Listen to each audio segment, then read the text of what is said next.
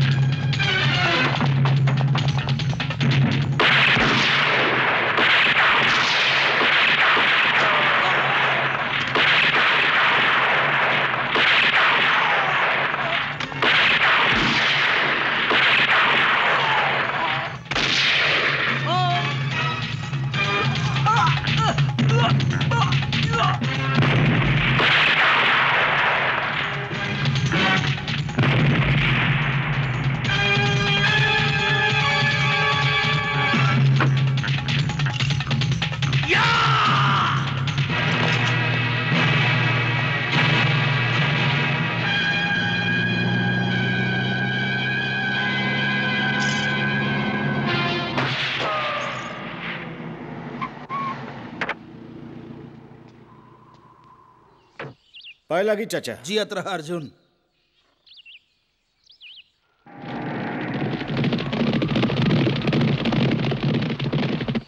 हमार जिंदगी बचावे खातिर तू आपन जिंदगी दांव पे लगाई देहला। ई दुनिया में हर मनई के आपन जिंदगी प्यारा होवेला। आज हमारा आपन बेटा भी होत तो उहो आपन जान पे नाही खेलत। इला बेटा, हमार जिंदगी तो तोहर कर्ज हवे चाचा, हम तोहरा खातिर कुछो कर सकेनी। हम जानी ली बेटवा, हमके हमरा से ज्यादा तोहरा पे विश्वास बा। यही खातिर हम फैसला कैले हई कि आज से हम नहीं बल्कि तू इस गिरोह के सरदार होई बा। का साथी लोग, केहू के कुछ कहे के बा? हम सबन के सरदार के फैसला मंजूर है। काहे भाइयों? सरदार अर्जुन पुजारी जी के जय। सरदार अर्जुन पुजारी जी के जय। सरदार अर्जुन पुजारी जी के जय। सरदार अर्जुन पुजारी जी के जय। आज हम सबनी के खातिर बहुत खुशी के दिन है। आज हमार दोस्त, हमार जिगर अर्जुन के रउआ ई गिरोह के सरदार बना दीनी। वाह जंगी खान, आज हम सबे खातिर वाकई दुगनी खुशी के दिन बा। एगो सूरजभान बाबूजी के आजादी के और दूसर अर्जुन पुजारी के सरदार बने के। अर्जुन डकैत के साथ लड़ाई में हम पहले हूं कई गो अफसर खो चुकल हई। आपन सरदार के छुड़ावे खातिर ओकर उ हमला पूरा डिपार्टमेंट के मुंह पे तमाचा हुए। ई केस के लेके मीडिया पुलिस डिपार्टमेंट पर कितना कीचड़ उछाल रहल बा, ई रउआ सबे लोगन निमने से जानत हई। अर्जुन डकैत अब हमरा खातिर बहुत बड़ चुनौती बन गई बा। अब्बो हम ओकरा के गिरफ्तार ना कैली तो जनता के विश्वास हमरा पर से उठ जाई। सर, अर्जुन डकैत के गिरफ्तार करे के जिम्मेवारी रउआ हमरा के दी। हमार ट्रांसफर चंद्रपुर कराई दी। It's a big challenge officer. का रउआ के विश्वास बा के रउआ लोग अर्जुन डकैत के पकड़े में कामयाब हो जाई? बिल्कुल सर। सर, हम चंद्रपुर जिला के रहे वाला हैं और हमारे गांव के आसपास जितना भी पहाड़ी इलाका बा ओकरा के निमन से जाने लिए। यही खातिर हमरा के पूरा विश्वास बा कि हम अर्जुन डकैत के गिरफ्तार करे में जरूर कामयाब हो सकब और अपन डिपार्टमेंट के नाम ऊंचा करब। That's good. अगर तोहरा के इतना विश्वास बा तो काले हम तोहार ट्रांसफर ऑर्डर तैयार करवा के तोहके चंदनपुर भिजवा देते। थैंक यू सर। नहीं, छोड़ दो हमरा के, छोड़ दो हमरा के। नहीं होता।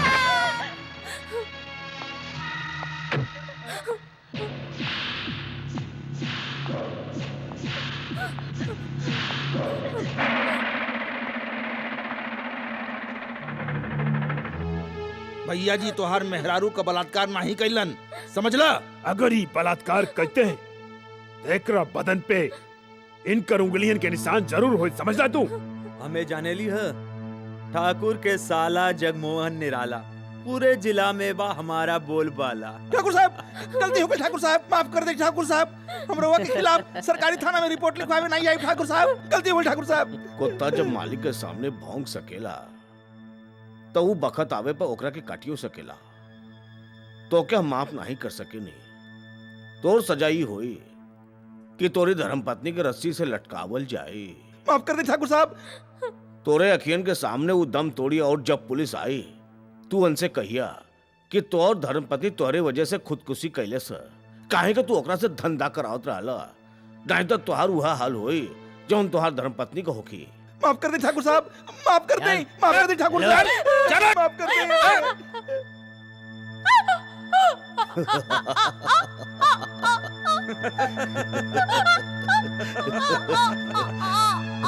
डिंग डांग डिंग डांग डिंग डांग डिंग डांग।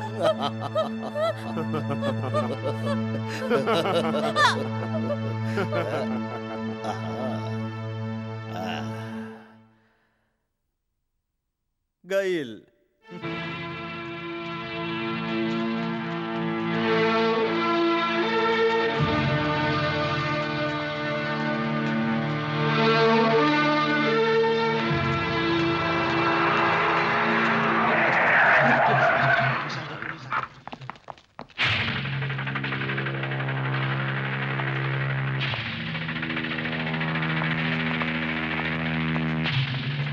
का बात बा ठाकुर साहब, केकर लाश आई? बड़े अफसोस के बाद बा इंस्पेक्टर, हमारे इतना अच्छा गांव लगातार केहू के नजर रख गई। मंगलो बयान दे। ये हमार मेहरारू के लाश है, हम ओकर जान ले ले आई, हम एगो हत्यारा है, हम एकर प्राण ले ले आई। हमरा के गिरफ्तार कर ले इंस्पेक्टर साहिबा, हमरा के गिरफ्तार कर ले।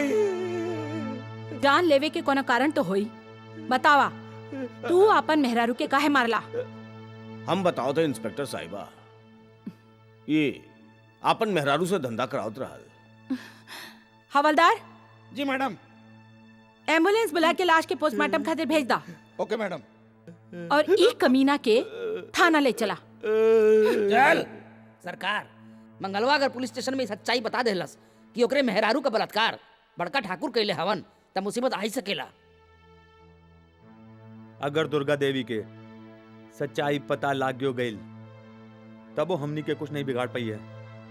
काहे कि जीजा जीता ओकर फर्ज और ईमान के पहले ही खरीद के रख ले बाड़न। हमके रंग दे, हमके रंग दे। ए शनिचर, हमके रंग ईदा दे, रंग 18 दे, रुपए रंग दे। 50 पैसे। हाँ, जल्दी रंग करा, दे, पैसा दा, हमके बोनी के रंग बकाता बे। दे, हमके आनाकानी अपने नहीं करा। प्रीत भी चला रंग यहाँ से। दे, अरे रंग चला दे, यहाँ से, चलत हमके बना। अबे ओ नटखट बनारसी, अभी ले खाना काहे नहीं आए? लाओ तनी ना, तोहरे खातिर तो बनात रहनी हाँ। हमके रंग दे, हमके रंग दे, हमके रंग दे, रंग दे, रंग दे। 1 2 हमके 3 रंग दे, 4। हमके रंग दे, अरे अपने अपना रंग में अपने पास ही दे। रखा, कल मुँह है। ला, आहा। ई रहल सब्जी और ई तंदूरी रोटी।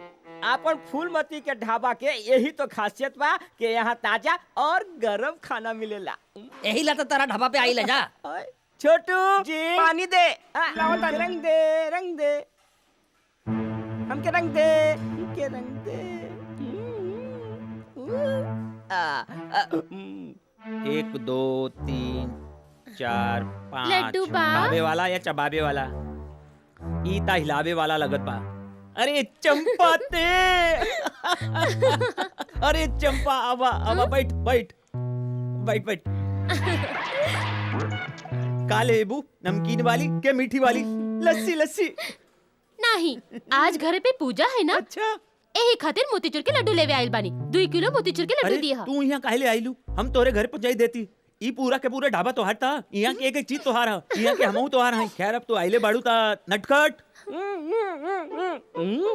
नटखट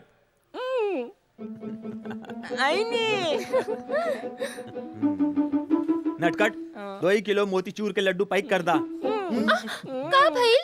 ई ताऊ बच्चन बा जाने बापू के अकल नहीं मिलल। छोड़ तोहार बापू कहवा हमन। अरे बाबू बाबू तो ठीक बाड़न। आजकल वो हमरा खातिर लड़का खोजी रहल बाड़न। बगल में छोरा और शहर में ढिंडोरा। ते उनकरा के बताउलू के नहीं कि तू हमरा से प्यार करेलू। तू हो कमाल कर लो। हम कैसे बाबू के बताई बात? हाँ ये बात तो सही बा। तू कैसे कहबू? हम खुदे तोहार बापू से मिलब और बताई के बड़ाऊ हम तोहार प्यारी बिटिया से बहुत प्यार करेली। हाँ।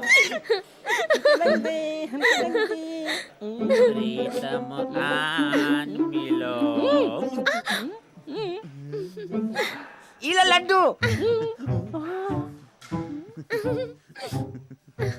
चंपा पैसे कैसन पैसा एकरा के तू अंदर रखीला। अंदर रख लो। मान ली कि तू फुलमती के मामा हवा, लेकिन इ ढाबे में तोहार हैसियत खाली एगो नौकर के बराबर बा। चंपा के मुफ्त में लड्डू नहीं दे सकेला। चंपा इ 40 रुपया भइल लड्डू के और 10 रुपया तू रखला ब्यूटी पार्लर जइया।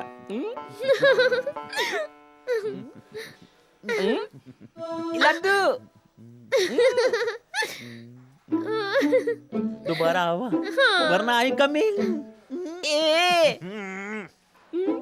बनारसी नटखट लाल एगो बात बतावा हमरा के। फूलमती के मामा हैं हम, मतलब ई ढाबा के मालिक और तू यहाँ के नौकर। अगर हम ओकरा के 2 किलो मोतीचूर के लड्डू देत रहनी ता तोरे तन मन धन में आग काहे लगी रहल बा? आग काहे न लगी?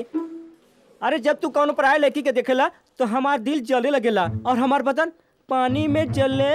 हमार काला बदन पानी में। अरे सुना वो फरमाइशी गीत, ई बकवास बंदी करा। और अगर दोबारा तो ऐसे हरकत कइल ता हम तो हार के बिना टिकट मालगाड़ी में बैठाई दे और सीधा धनबाद भेज दे कोयले के खान माँ।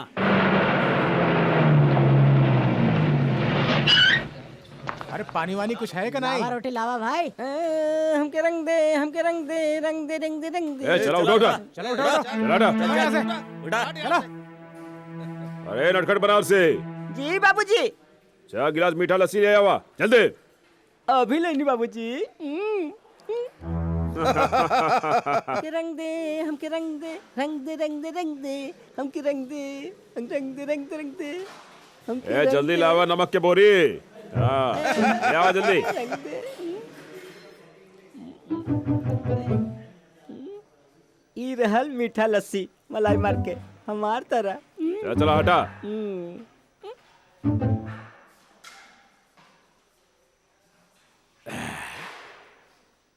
सेठ लस्सी हिसाब में लिख लिया। चला चला जाए।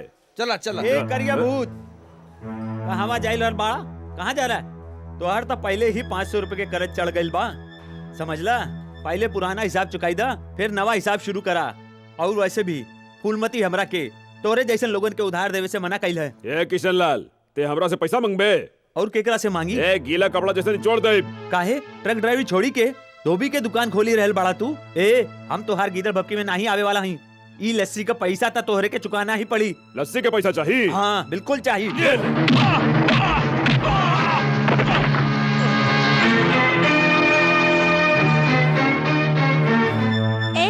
आज तक फूलमती के ढाबा पे दादागिरी करे वाला कोना माई का लाल पैदा नहीं भइल।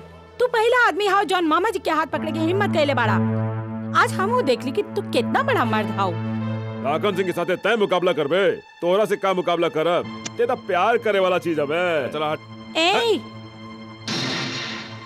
जनाना जब कमर कस के मैदान में उतरे ना लाखन सिंह, तब बड़का बड़का पहलवान के नीचे से हवा निकल जाला।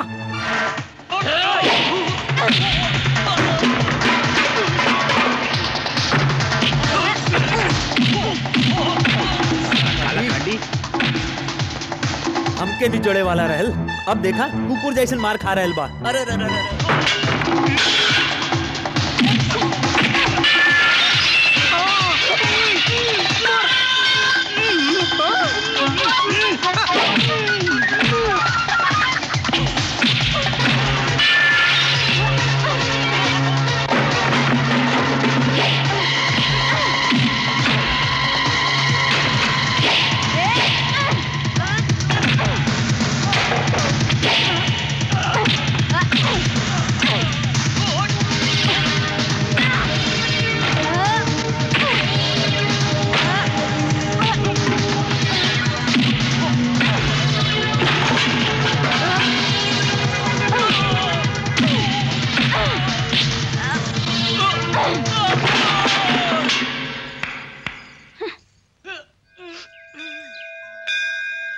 गणेशाय जय गणेशाय। ओम गणपते नमः। श्री महाकाली महालक्ष्मी महासरस्वती दैत्वे नमः। ओम नमः शिवाय। ओम नमः शिवाय। ओम नमः शिवाय। ओम नमः शिवाय। ओम नमः शिवाय। ओम नमः शिवाय।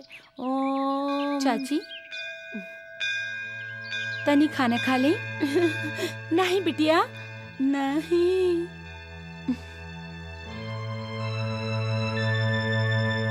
तनी खा ले। नहीं बिटिया हम खाना नहीं खाए।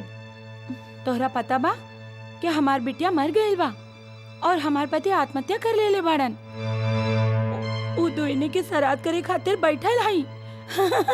अर्जुन गईल बा पूजा का सामान लेवे। जबले पूजा नहीं कर ले खाना नहीं खाइब। खाना नहीं खाइब। चाची श्राद्ध आज नहीं है। हम अभी पंडित जी से मिलके आवत हई। वो बतौलन की श्राद्ध काल होई। चली कुछ खा ले। हमार तो भूखे मर गए। चाची जियत रहे खातिर खाना बहुत जरूरी होवेला। भगवान न करस कल तोरा कुछ हो गई तो अर्जुन तो अकेला पड़ जाए ना। हाँ? नहीं रहुआ अर्जुन से बहुत प्यार करे लेना चाची। तब ओकरा खातिर तोरा के जिए के पड़ी चाची। खा ले खा ले।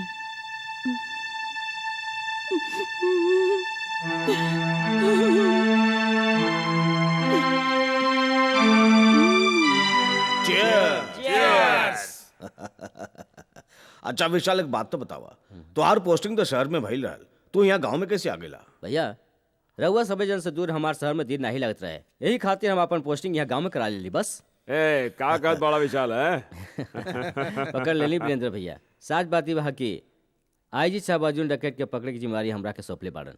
यही खातिर हमार तबादला ई गांव में कर झेल गेल बा। ये तो अच्छी बात बा, बहुत अच्छी बात बा, लेकिन हमरे लिए इससे ज्यादा खुशी की बात यह है कि तू यहाँ गांव में आ गईला। इतना बेसाल तुहार जिद रहल कि तू है पुलिस की नौकरी करे के रहल, वरना आज तक हमरे खानदान में हमरे पूरे परिवार में क्यों ना तो सरकारी नौकरी कैले से ना कोनो प्राइवेट काम कैले से। का खबर ले आइला नटखट बनारसी? अर्जुन के बता दिया कि जगावा चौधरी के छोटका भाई विशाल इंस्पेक्टर बन के गाँव आयल बा। उनका से कहिया कि कुछ दिन तक शांत रहे। हमरा के लागत बा कि विशाल चौधरी अर्जुन के गिरफ्तार करे खातिर गाँव आयल बा। हाँ? विशाल चौधरी की तमन्ना ओकरे दिले में रह जाई। अर्जुन सरदार गिरफ्तार करब ओकरे बस में नहीं बा।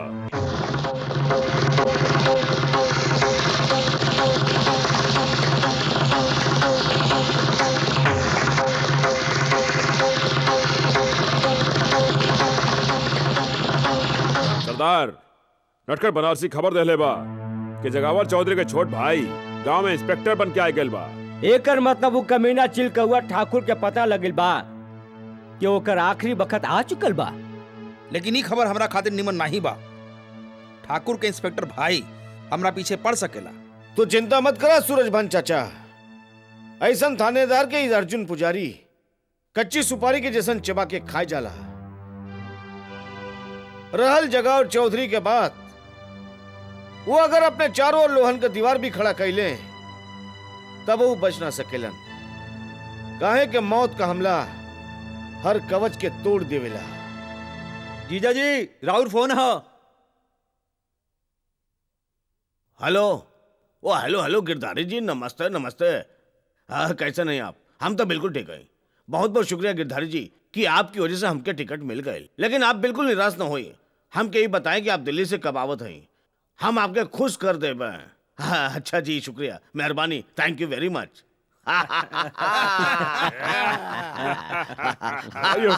मुबारक हो भाई जी, आज तो बहुत खुशी के दिन हवे।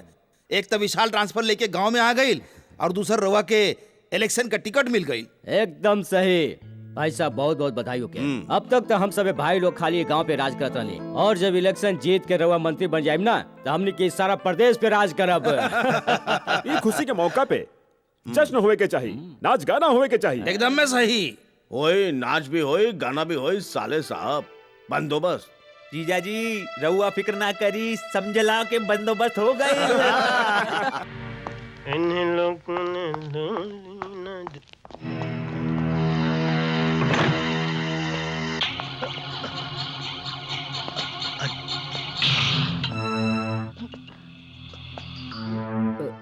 अर्जुन ना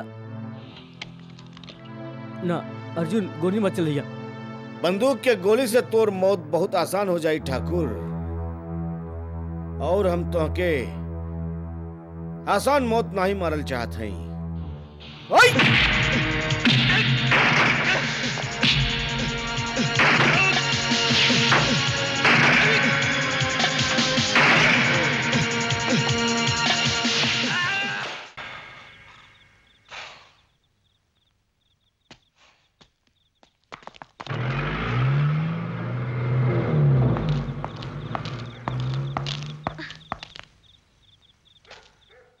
अर्जुन डकैत?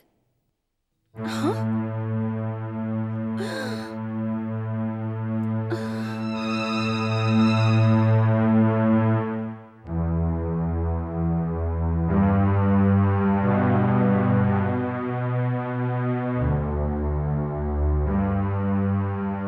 राउर भाई के मौत के बहुत दुख बा ठाकुर साहब। ई त इत्तेफाक के बात था कि जौन बखत इंस्पेक्टर विशाल की हत्या भइल ओ वक्त हम ड्यूटी पे नहीं रहनी, नहीं तो एवं इंस्पेक्टर विशाल के लाश नहीं बल्कि अर्जुन डकैत के लाश होइत। अर्जुन डकैत रउआ खातिर कैसेट भेजले हवन।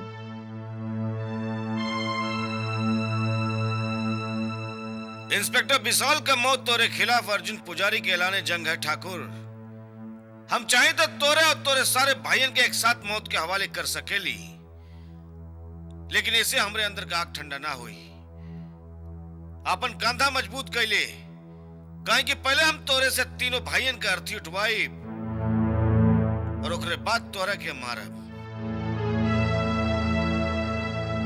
ऐसे हमने के चुप बैठे से काम नहीं चली भाई जी। विशाल भाई के मौत के बदला अगर तुरंत नहीं लिहल गई तो सारा परिवार के आन और शान खाक में मिल जाए भाई जी। रउआ के जल्दी ये कौनो फैसला लेवे के हुई भाई साहब। काहे कि जबले राजपूत के सर पे ओकरे आन और शान का ताज रहेला, उस शेर जैसन सिर उठा के जी सकेला, और जौन दिन ओकरे सिर से ही ताज उतर गईल उ तो जियते जी मुंह जाला। बड़का भैया, अगर रउआ हमरा के हुक्म देई तो हम अर्जुन डकैत के माई के मार के ओकरे लाश के छोटे छोटे टुकड़े कुत्ता के खिलाई देई। तू सब लोग ऐसे गलती मत करिया। तू सबे के निमन से मालूम बा कि जीजा जी के इलेक्शन के टिकट मिलल बा। अगर तू लोग ऐसे गलती करी देब तो इलेक्शन लड़े के मौका इनकरा के हाथ से निकल जाई। जगमोहन ठीक कर रहल बा। अभी गांव में खुले आम गुंडागर्दी कैंसल यानी के बंद, लेकिन एकर मतलब ई ना है कि हम अपन भाई विशाल के मौत के भूल जाए। हमार भाई के जौन मौत भइल है वो हमरे सीना के अंदर एक घाव बन के तब तक जियत रही जब तक हम अर्जुन का मौत का तमाशा ई आँखी के सामने ना ही देखब। एकरे खातिर हम आईजी साहब से बात कैली है, जे शहर से एक स्पेशल पुलिस फोर्स भेज रहा हुआ है जे अर्जुन के कोनो भी हाल में गिरफ्तार करी, और ओकरे बाद अर्जुन होई और ओकर गर्दन हमरे हाथ में। ओम नमः शिवाय, ओम नमः शिवाय, ओम नमः शिवाय, ओम नमः शिवाय, ओम नमः शिवाय, ओम नमः शिवाय, ओम नमः शिवाय, माई ओम नमः। बेटवा के हा तू एमा काहे आइल बाड़ा? हम तोहे ले जाए आयल हैं, चला हमरे साथे। हम ई मंदिर छोड़ के कहूँ ना जाए बेटवा। हम बर्बाद हो गई नी, हम लुट गई नी, हमार बिटिया मर गई, हमार पति आत्महत्या कर लेलन। हम तो दोनों के सराध करत रहली। हमार बेटवा है ना, हमार बेटा अर्जुन पूजा के सामान लेवे गए बा। हमार बिटिया के और हमार पति के आज हम सराध करब। हम यहाँ से कहूँ न जाइब, हम यहाँ से कहूँ न जाइब, हम यहाँ से क्यों न जाइब, नहीं जाइब, नहीं जाइब, नहीं जाइब। तू सुत जा माई, हम तो हर बेटा अर्जुन के ढूंढ के लावत हई।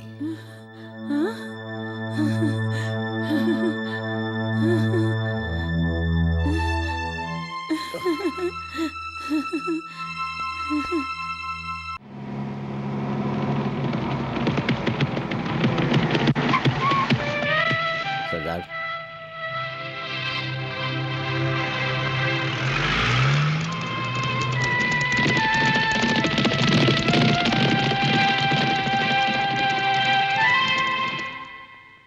फूलमती,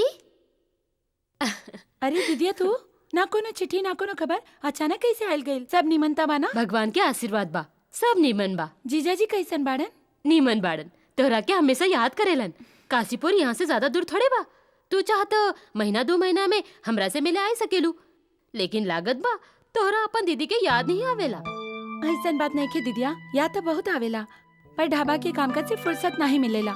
खैर ई बार जरूर आई होली के मौके पर काशीपुर।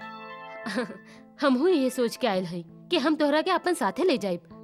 बात असल में ई बा कि हम तोहरा खातिर एगो बड़ा नीमन लड़का देखल हई और वो दिल्ली में नौकरी करेला। वो तोहरा के फोटो में देख के पसंद कइल बा। हम चाहत हई कि तू हमरे साथ काशीपुर चला और वो लड़का के देख ल, ताकि हम रिश्ता पक्का कर देई। मगर दीदिया हम अभी ब्याह नहीं करे चाहत हई। कौनो कारण? अगर अपन माई बाप होई तो अभी ले कुंवारी नहीं बैठल होई, कब के तोहर ब्याह हो गइल रहत। पर अब हम तोहर बड़ बहन होइत के नाते ई फर्ज हमके ही पूरा करे के होई। तोहर ब्याह हमरे के ही करावे के पड़ी। तू हमरा पे पूरा भरोसा राखा। लड़का बहुत नीमन और शरीफ बा। हमरा के उम्मीद बा कि वो तोहरा के जरूर पसंद आई। पसंद ना पसंद की बात नहीं खे दीदिया,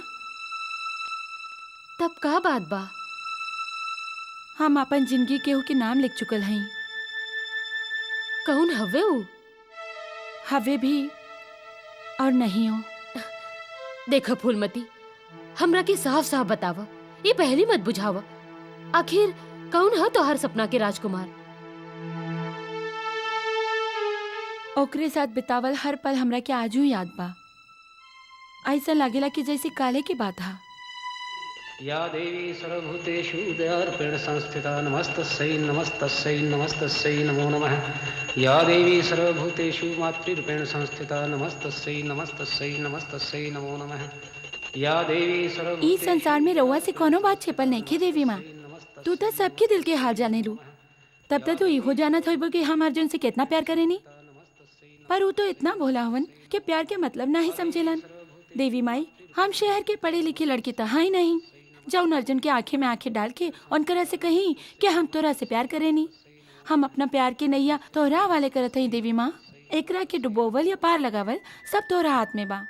पर कुछ ऐसा करी देवी माई कि अर्जुन के अपने आप हमरे प्यार की खबर लग जाए और वो भी हमरे से प्यार करे लगे। हाँ फूलमती। अच्छा देवी माई चलत हई।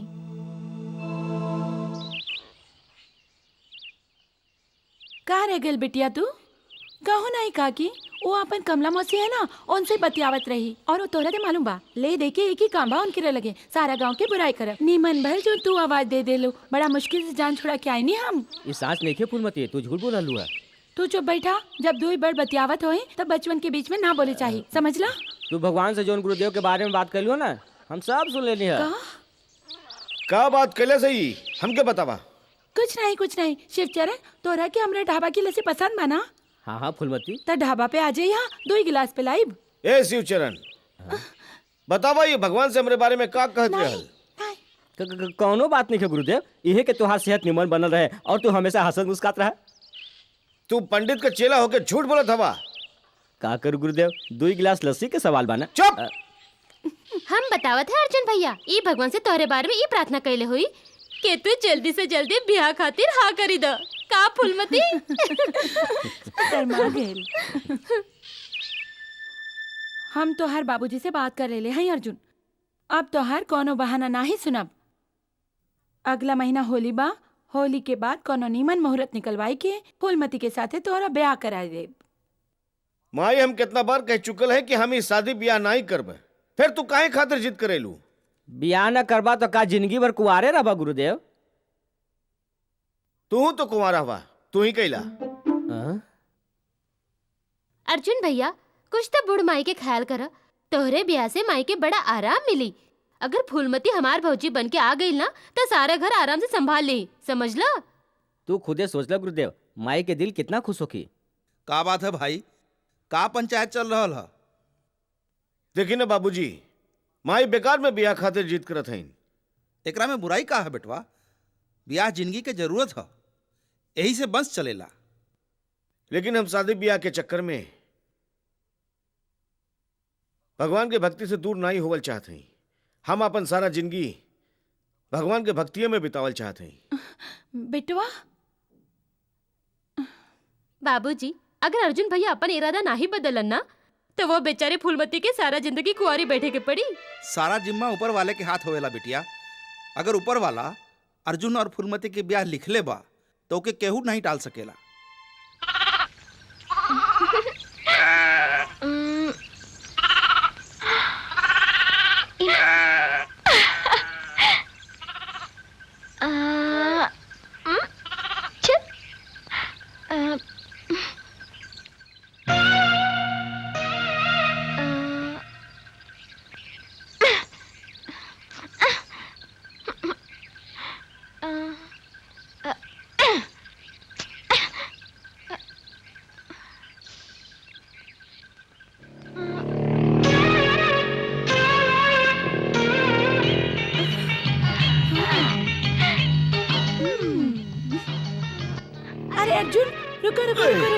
अरे अर्जुन, निमन भाई तू आ गेला। हम कबले इमली तोड़े की कोशिश करत आने, हमार हाथे नहीं पहुंचा। तू उतरा ना। काहे?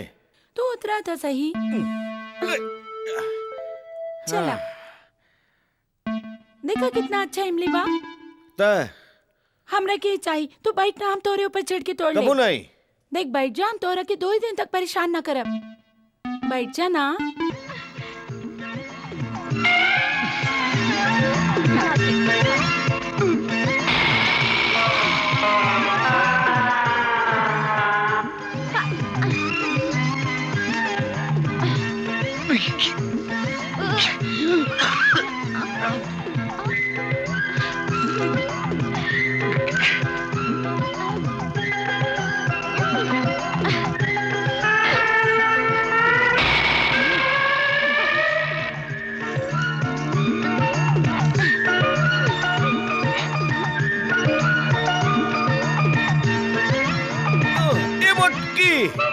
पूरा पेड़ का इमली आज तोड़ ले भी कारे। इमली तो हम खा लेंगे, पर हम बहुत थक गए नहीं, तो हमरा ऐसे ही घर ले चल। अरे तू हमके टांगा खींचे वाला घोड़ा समझ ले का? ई छी छी छी छी छी, कैसन बात करत हई? हम तो तोरा की जिंदगी की गाड़ी खींचे वाला पति समझे नहीं। ए उतर। ए दिन में सपना मत देखल कर। हाँ, काली घोड़ी लाल लगा मोटकी भैंस।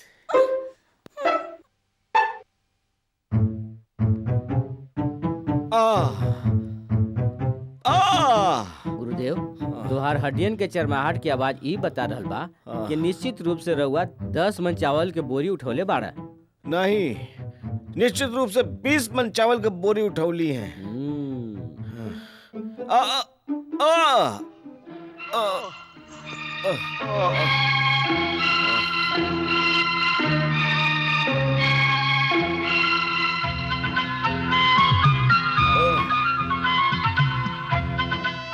अरे ठीक से दबावा शिवचरण, ऐसा लागत बा कि कोनो लड़की दबावतिया।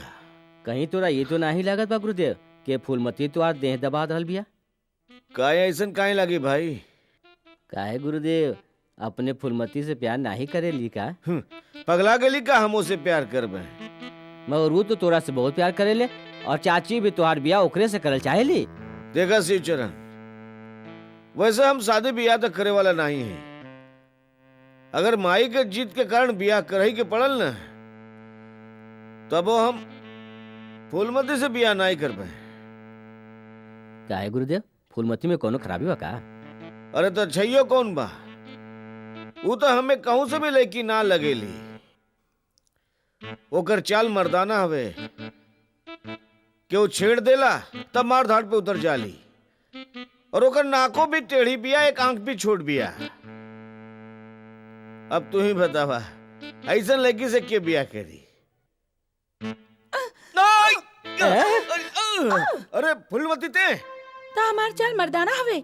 हमारी एगो आँख छोटी बिया और हमार नाक टेढ़ बिया। एही खातिर तू हमरा से ब्याह नहीं करबा। हम जी के का करब? अब हम जावत है अपन जान देवे। अरे फूलवती रुक जा, हम तो मजाक करत हई। गुरुदेव, अगर वो अपन जान दे दे तो लेवे के देवे पड़ जाए। ओकरी मौत के जिम्मेवार भी रोवे होखब। जाई जाई, रोकी ओकरा के रोकी गुरुदेव। ओए लेकिन फूलमती, अर्जुन पुजारी अब डाकू बन चुकल बा।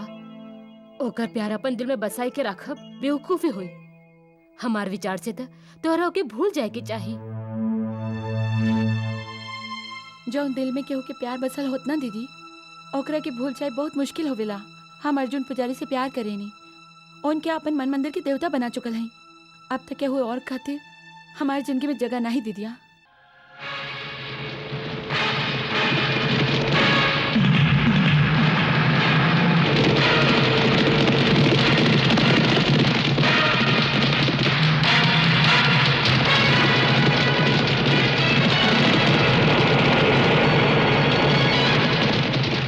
तेज चला। सरदार, रउआ ट्रक में घुस के सारा हथियार बाहर फेंक दे। रोका, बस रोका।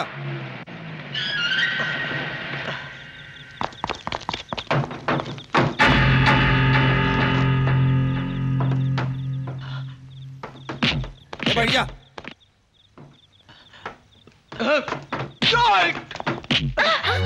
ए इंस्पेक्टर, चल बाहर निकल, नहीं तो ये छोकरी के खोपड़ी उड़ा दे।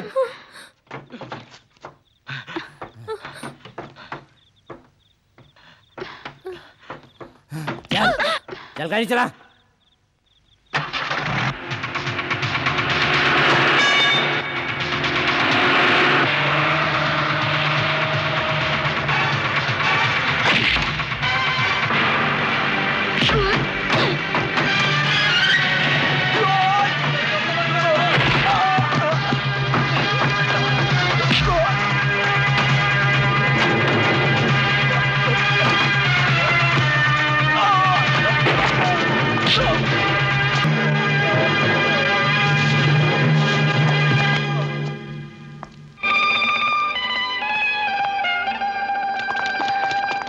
वेल डन यंग मैन। ये खतरनाक आतंकवादी के पकड़वा के तू कानून के मदद के लिए हवा। थैंक यू वेरी मच। इट्स ऑल ले चला के रखे।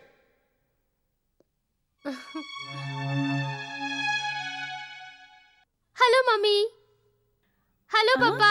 अरे अंजू, अरे अंजू बेटा तू आ गई ले। अरे बिटिया। अरे अरे अरे कैसे ना हो हाय बेटी? चाचू। Hi, how are I you? Am fine. का अनु बिटिया अपने मामा को भूली गई ना? है ना हेलो। ऐसन कैसे हो सकेला? ई घर में एक ही तो जोकर बा जोन सबके हंसावत रहेला। यही देखी का कह रही बिया। एक है तो और माई दहेज में लेके आई ले। जाइए रहुआ भी। और ये कानू शहर जाए के तू अपन सारा संस्कार भुला गेले का? और सुना, ई जोन तोहर हाय हेलो बाना, ई इहवा ना चली। इहवा तो तोहरा के गांव के हिसाब से रह के होई, समझ ली?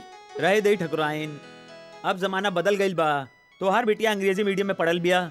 अब भी अपन जिंदगी अपने हिसाब से ही जी है। तू चाहे लाख जतन कर ला। लेकिन तू ऐसा कपड़ा पहन के घूमबू तो गांव वाला सब का कही है? कुछ कहल तो दूर के बात बा। ई गांव के कौनो आदमी में इतना हिम्मत नहीं खे कि हमनी के भतीजी की तरफ आंख उठाई के भी देख सके। और वैसे भी ई ड्रेस में बुराई का बा। ई तो आजकल के जमाना के नया फैशन है, नया फैशन। और अपन भतीजी आज के जमाना के हिसाब से ही चल रहल बिया। का भतीजी? You are right. आगे के पढ़ाई पूरा होए के बाद तो हम शहर में रहे वाले हैं। हमरा के गांव की जिंदगी में एकदम पसंद नहीं। अच्छा बाबा, ठीक बा। हम तोरे ब्याह खातिर शहर से लड़का ढूंढब, ठीक बा? अभी लड़का ढूंढे के बाद कहाँ से आ गई मम्मी? हाँ बेटी, अब तू बड़ा हो गए हो। पढ़ाई के तुम्हारा आखिरी साल है। ग्रेजुएशन कैला, ओकरे बाद हम तुम्हार बियाह धूमधाम से करबे। पर अभी हम बियाह में इंटरेस्टेड नहीं थे पापा। प्लीज, हम पढ़ाई करे खातिर लंदन जाए चाहत हई। ठीक बा भाई, ठीक बा। पढ़ाई खातिर हम तोहके लंदन भी भेज देब, लेकिन एक शर्त पर। एक स्माइल दे दा हमके थैंक अच्छी यू सी। पापा।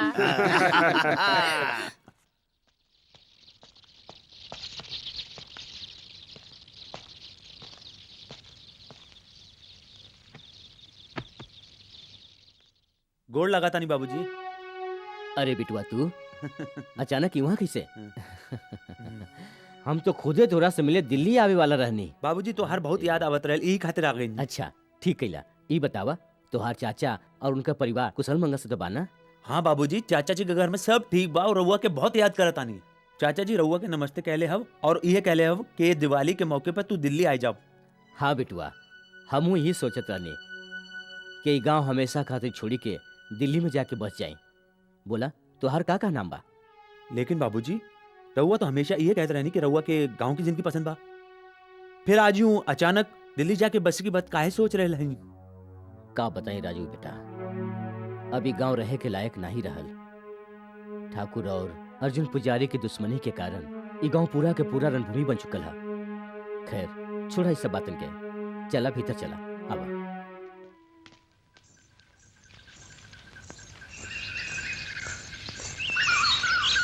Phoolmati,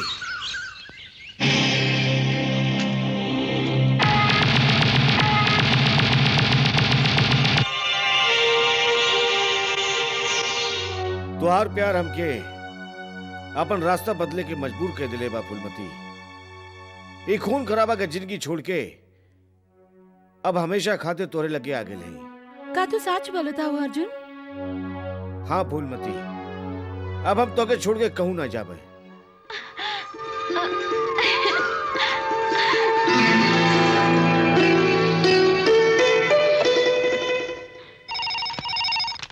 hello Chandrapur police station. हाँ हम हरिपुर थाना से इंस्पेक्टर बलदेव सिंह बोल रहल बानी। का हम इंस्पेक्टर खान से बात कर सके नहीं? हाँ हम इंस्पेक्टर खान बोल रहे हैं। सर हम बलदेव सिंह बोल रहल बानी। हमार मुखबिर खबर देहले बा कि गांव के चौधरी के लूटे खातिर अर्जुन डकैत आवे वाला बा, लेकिन हमार थाना में सिपाही बहुत कम हवन। अगर रउआ सिपाही और गोला बारूद भेज दें तो हम जाल बिछाई के अर्जुन डकैत के गिरफ्तार कर सके नहीं। अगर ऐसा बात है तो पुलिस फोर्स हम अभी भेजे था।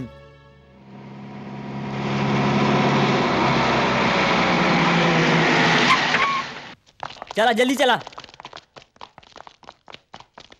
अरे कहाँ गई ली? चला तू हेने जा, तू होने जा, चला। अरे ई का? अरे ई तोहार हालत कौन कैलस? अर्जुन डकैत सर, वे हमरा के जान से मारे की धमकी देके रउआ के फोन करवाइलस ताकि रउआ अपन सिपाही लेके यहाँ जाए और वो आसानी से चंदनपुर के ठाकुर पे हमला कर सके। का?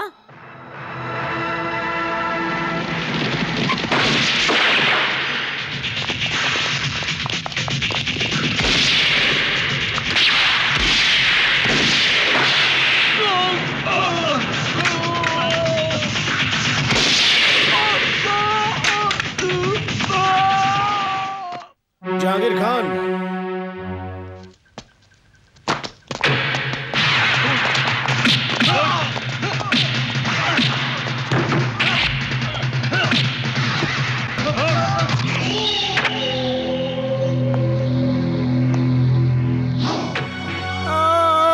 भाई जी हमरा के बचा ले। भाई जी दार ई रहल हरामखोर। भाई जी हमरा के बचा ले। एक अर्थी तैयार करा। ये कायरता है अर्जुन डकैत, हमरे भाई के छोड़ी दा। अर्जुन हमार भाई के छोड़ दा, नहीं तो तोहार हम हस्ती मिटाई दे। अर्जुन पुजारी स्लेट पर लिखल ABCD नहीं है, जेके तू अंगूर से मिटा दे बा। मिटेगा तो एक एक कह के तू लोगन के बाद ठाकुर। आज एकर बारी है, उठावा के। अरे भाई जी अर्जुन डकैत बचाओ भाई के। भाई जी हमके लेके जा हवे। अर्जुन छोड़ दे हमरे भाई के। तोरा के बहुत फायदा पड़ी। मुर्दा का चिता तो तू कई बार देख ले हो बा। आज एगो जियत मनई के अंतिम संस्कार हम दिखाए तो हनके। अर्जुन छोड़ दे हमरे भाई के। छोड़ दे अर्जुन डकैत। भाई जी छोड़ दो विक्रम के, छोड़ दो अर्जुन, छोड़ दो भैया, हमरा के बचा लो अर्जुन भैया।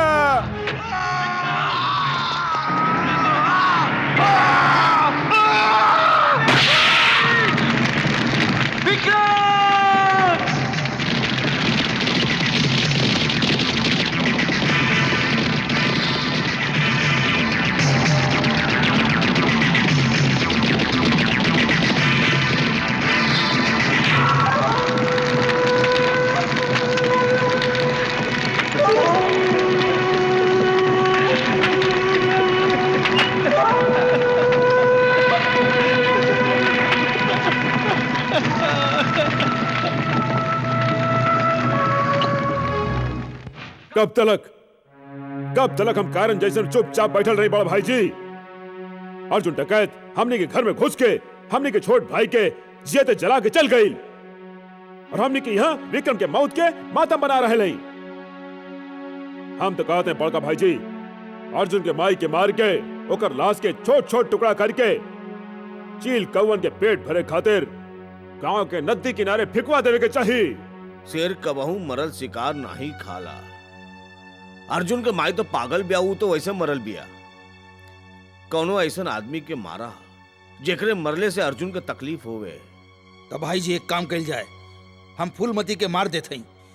फूलमती के मारे के बाद अर्जुन हमनी पे जरूरे हमला करी और उ बखत हम पूरा तैयारी के साथ होकर शिकार खातिर बैठल रहा और अर्जुन हमनी का ई चाल के जाल में फंस जाए और फिर हम ओकरा के ऐसन मौत मारब के मौतो ओकर ई मौत देख के कांप उठी। कौनो भी कदम उठावे से पहले तू सबे ठंडा दिमाग से सोच ला। अगर फूलमती के मार दे ता सारा गांव वाला हमनी के खिलाफ हो जाइए और जीजा जी के मंत्री बने के सपना कभी पूरा ना हुई। जगमोहन ठीक कह रहल बा। अर्जुन डकैत के मारे खातिर हम लोगन के दूसरा रास्ता ढूंढे के होई। जीजा जी, हम एगो ऐसन खतरनाक आदमी के जाने नी जौन पैसा खातिर कुछो करी सकेला। हमके ऐसा खूंखार शिकारी की जरूरत है।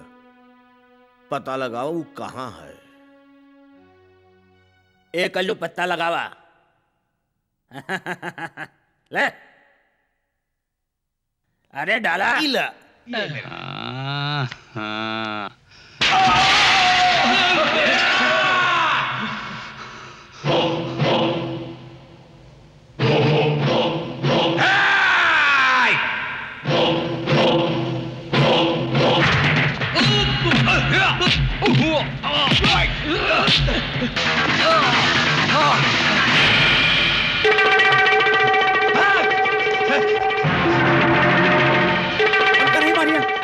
नहीं मारिया, माफ कर दे। एक बार मौत के शिकंजा से तो आदमी बच सकेला, मगर देवा जब केहू के सुपारी लेवेला ता ओकरा लागे जिंदगी के सारा रास्ता। ए, मत मारा, प्लीज मत मारा।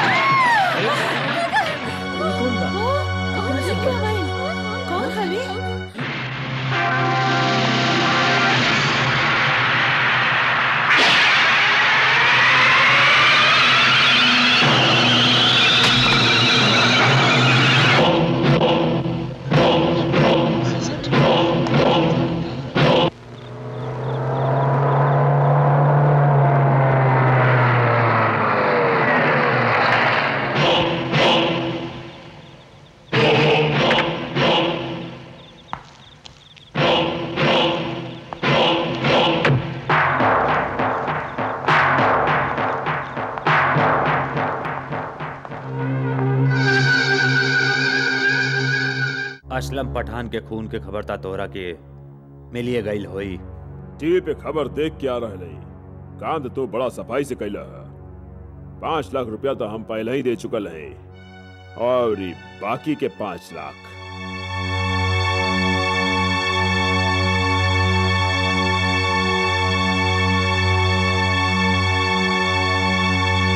जीजा जी, राउर खातिर शुभ समाचार बा। हम पता कई ले ली हई कि देवा ई वक्त कहाँ हा। अगर तो हमार सार नहीं होता तो हम तोरा के गोली मार देती। उहे ता जीजा जी, हम राउर साला है ना, तारा वो हमरा के बकरी जैसे कैसे हलाल कर सकेली। बकवास बंद करा। तू जौन भी काम करेला आधा करेला। जब तोके देवा के पता चल गई रहल तब ओकरे साथे हमार मीटिंग काहे ना तय कैला। अरे जीजा जी, माने ली कि राउर दिमाग तलवार की धार से भी तेज चलेला, लेकिन हम राउर साला जगमोहन निराला भी कौनो कम नहीं। कल राउर मीटिंग देवा से हो जाई।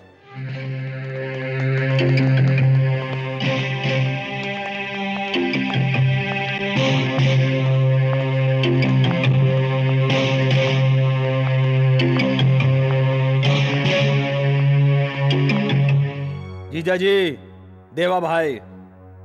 नमस्कार देवा भाई। नमस्कार देवा भाई। देवा भाई, हम तोके नमस्कार के लिए और तू जवाब नहीं देला।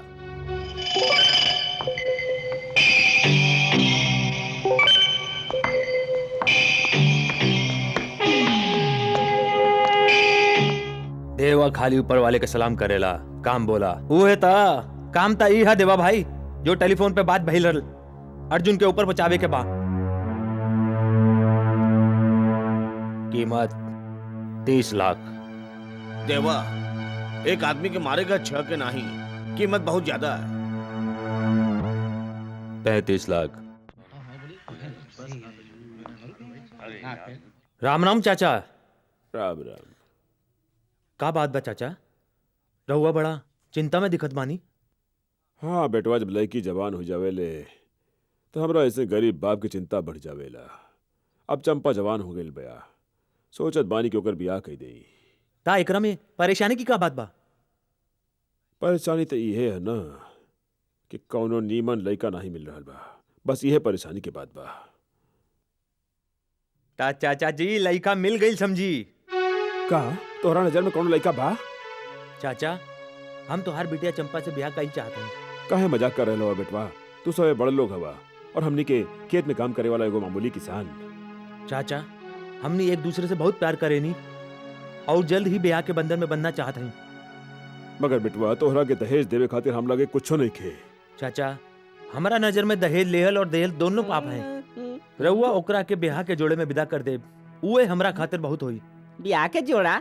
चाचा अर्थी के सामान भी पैक करा दिया। का बकवास करत बाड़े? जब दुई बड़ लोग बातियावत हो ता खुजली वाले कुकुर लोग नहीं बोलन करते। यहाँ हम अपन शादी की बात कर रहे हैं और तू बर्बादी की बात कर रहे बाड़े। जा यहाँ से अपन काम कर। चाचा किशन लाल मंगली बा, और अगर तू अपन बिटिया के ब्याह एक संगे कैला तो दूसर के दिन चंपा के उठ जाए अर्थी। ये का कह रहे बाड़ा तू? चाचा जी रहुआ खुजली वाले कुकुर की बात में नहीं आई, ई फिर से गुजावत बाड़ा। हम मंगला नहीं है, रहुआ जाए के ब्याह की तैयारी करी। चाचा जी अगर रहुआ के हमरा पे भरोसा नहीं खे तो कोनो पंडित से पूछ ली और एक कुंडली दिखा ली। ये मंगला है मुआ पगला है। किशन लाल, इतना बड़ धोखा हमरा की तोरा से ये उम्मीद नहीं रहल।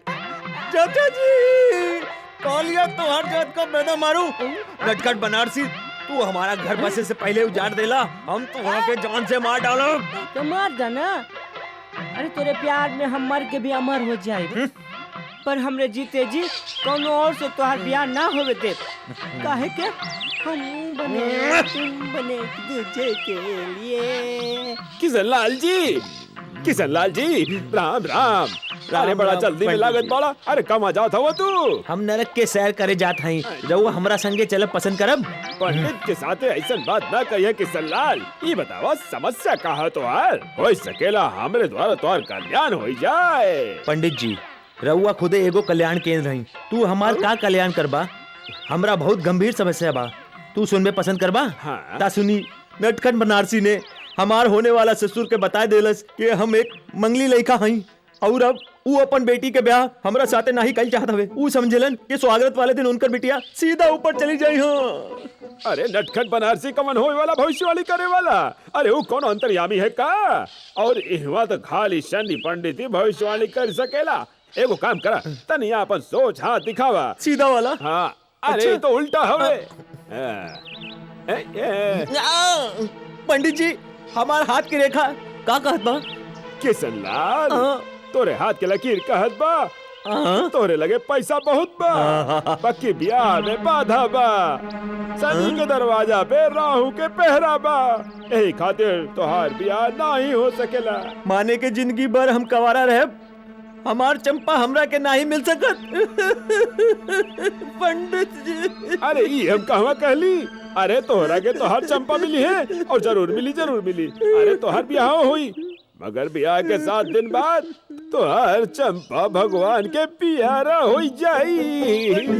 चुप कही, हमार बगिया में फूल खिले से पहले ही हमार फूल मुरझाए चाहिए। पंडित जी चंपा के काल टाले खातिर कौनो उपाय बताइए। उपाय तो हवे किशन लाल, पर तनी खर्चा करे के पड़ी। रहुआ पैसे की फिक्र नहीं करी पंडित जी, बस उपाय बताई। तोहार ब्याह गधी के साथे करे के पड़ी।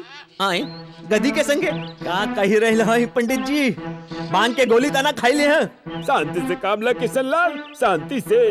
पहले हमारी पूरी बात तो सुना। तोरे हाथन की लकीर में साफ लिखल बा कि ब्याह के 7 दिन बाद तोहार धर्म पत्नी परलोक चली जाई। तो तब का तोहार ब्याह पहले गदही से करावे के होई और ओकरे बाद जब गदही मर जाई तब तोहार ब्याह चंपा के संगे हो जाई। उपाय था बहुत नीमन बा पंडित जी। तो निकाला हमारे 501 रुपया। 501 हाँ, कुछ कम इला पंडित जी। ई का कंजूस मक्खी चूस। ई ज्ञानी पंडित के तू 1 रुपया दे के बेवकूफ बनावत बड़ा। इले 500। किशन लाल तू एगो काम करा, पूजा की सामग्री के इंतजाम करा, तबले हम शिव मंदिर के पाछे गदही के इंतजाम करके पहुंचत हई। ओहो पंडित जी कितना नीमन गदा हई रहुआ। राधे श्याम सीताराम, राधे श्याम सीताराम। आई जा गदही लजा नहीं, देखा तो तोहार दुल्हन कितना लजाई रहल बिया। हाँ, अरे किशन लाल। पंडित जी अरे पंडित जी रहुआ आवे में इतना देर कैसे कर देनी? हम कब ले हाथ में थरिया लेके खड़ा हई। पंडित जी हम रहुआ से एगो की बात कहले रहनी, तू ई दूध काहे ले आइला? तोहरा के हम बताई कि हम लेट काहे आईनी, काहे की कन्या के खोजे में देर हो गई। और रहल इनकर बात, ई कन्या के बाप हमें माने के तोहर होए वाला अच्छा, ससुर बाबूजी। प्रणाम करा। गोड़ लागत बानी बाबूजी। लागत बा बिटिया के विदाई के गम ने तू आधा सफेद और आधा करिया हो गई बड़ा। जल्दी करा, बरमाला उठावा और लड़की के गले में डाली दा। हमारी प्यारी दुल्हनिया ई माला ले ले। अब किशन लाल तू सरमाला उठा के कन्या के माथा पे छुआई के अपना गले में डाली दा। आशीर्वाद दे ससुर जी, आशीर्वाद दे। और तो बधाई होवे, आज से तू दोनों पति पत्नी हो गई।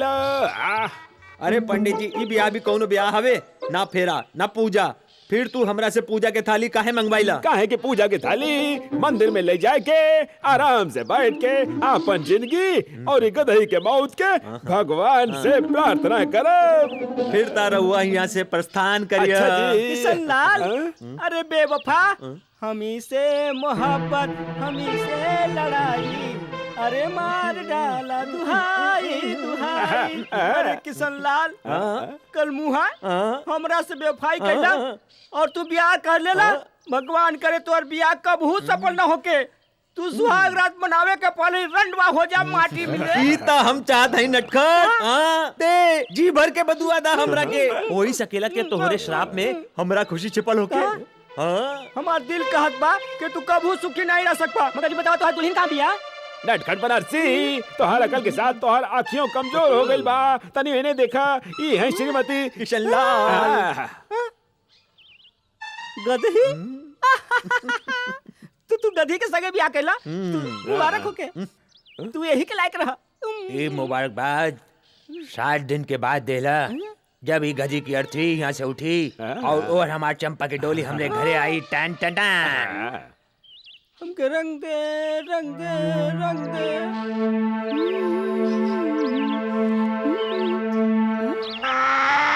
गधा?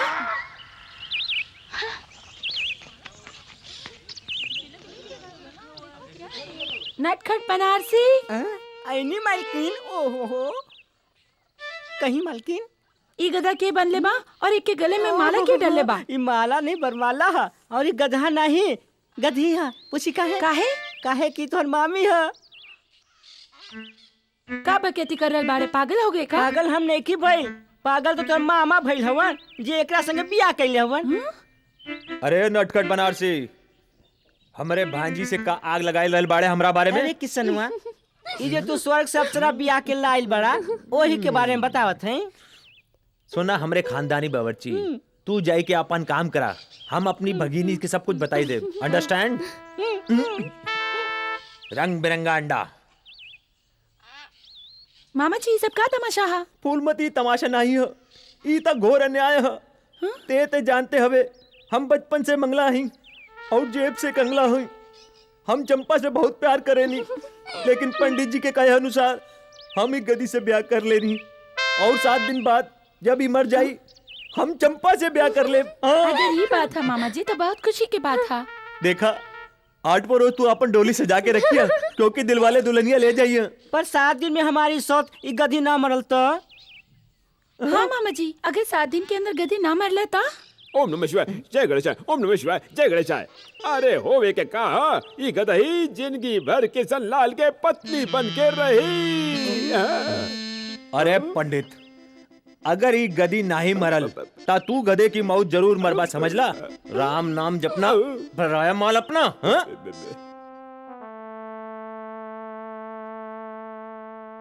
अनु,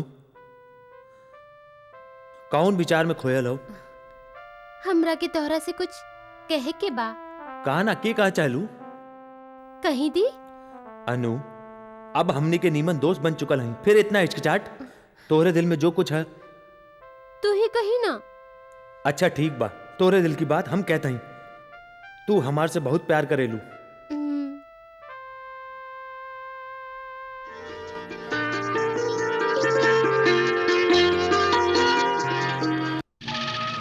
तो आर बेटवा जेकर औकात जमीन पर रहेंगे तो कीड़ा से भी कम बा।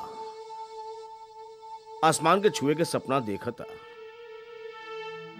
देखा भाई, तू एक नीक मनई हवा, एक खातिर तो के वार्निंग देत है कि 24 घंटा के भीतर भीतर ये गांव के छोड़ के चल जा।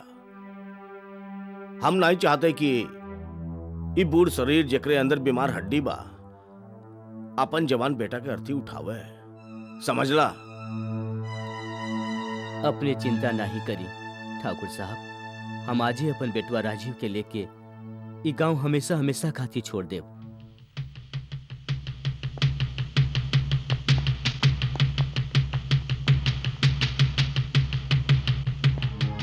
जीजा जी, हमार बात जयेंद्र सिंह से हो गई बा और वो बड़ा खुश बाड़न कि तू अनु बिटिया के ब्याह जल्दी से जल्दी करे चाहता ही।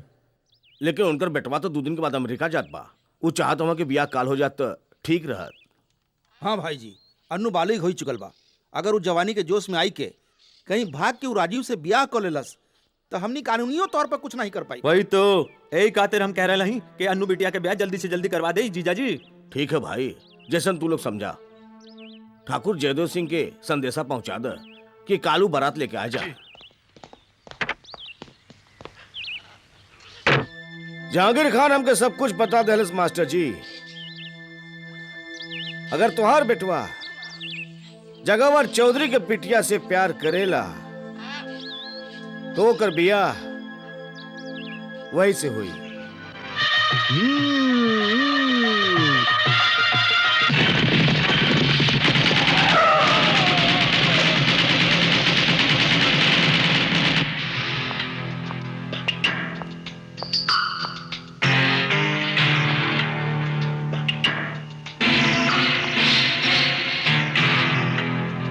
हाँ मोहतरमा, ये हाथ बहुत नाजुक बा। घबरा मत ठाकुर, आज हम तोरे कोनो भाई के शमशान भेजे कि नहीं, बल्कि तोरे बिटिया के जिंदगी आबाद करे आए हैं। राजीव, जा मंडप में बैठा। ए, तू ऐसा नहीं कर सकला अर्जुन पुजारी। जा बिटवा।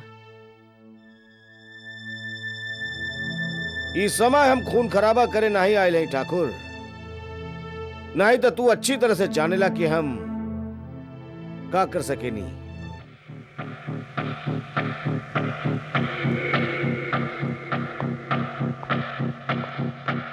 बड़ा भाई जी,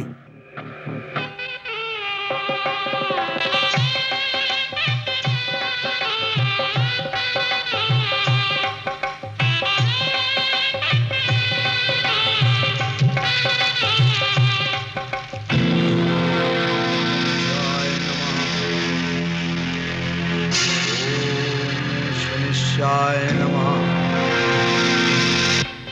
ओम नवग्रहाय नमः।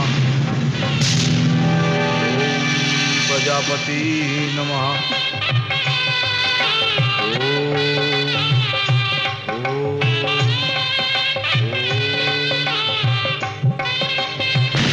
ओम प्रजापति नमः।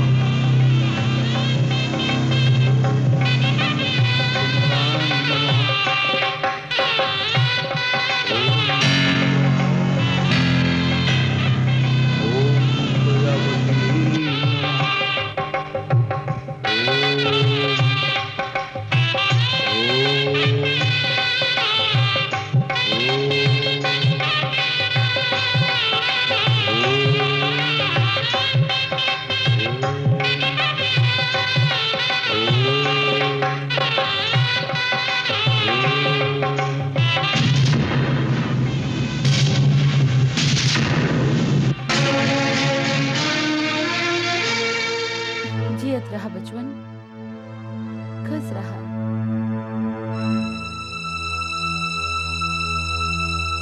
जा बिटिया।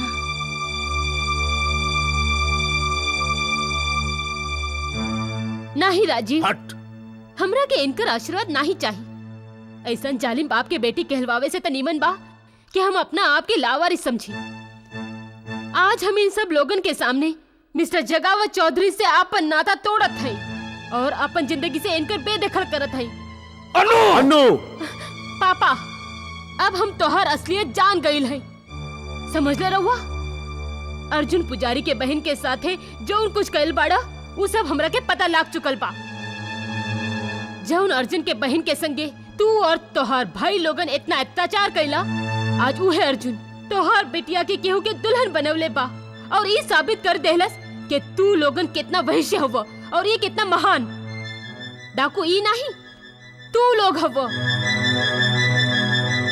अर्जुन भाई, हम तो ये मान चुकल हैं कि हमार बाप मर गईलन।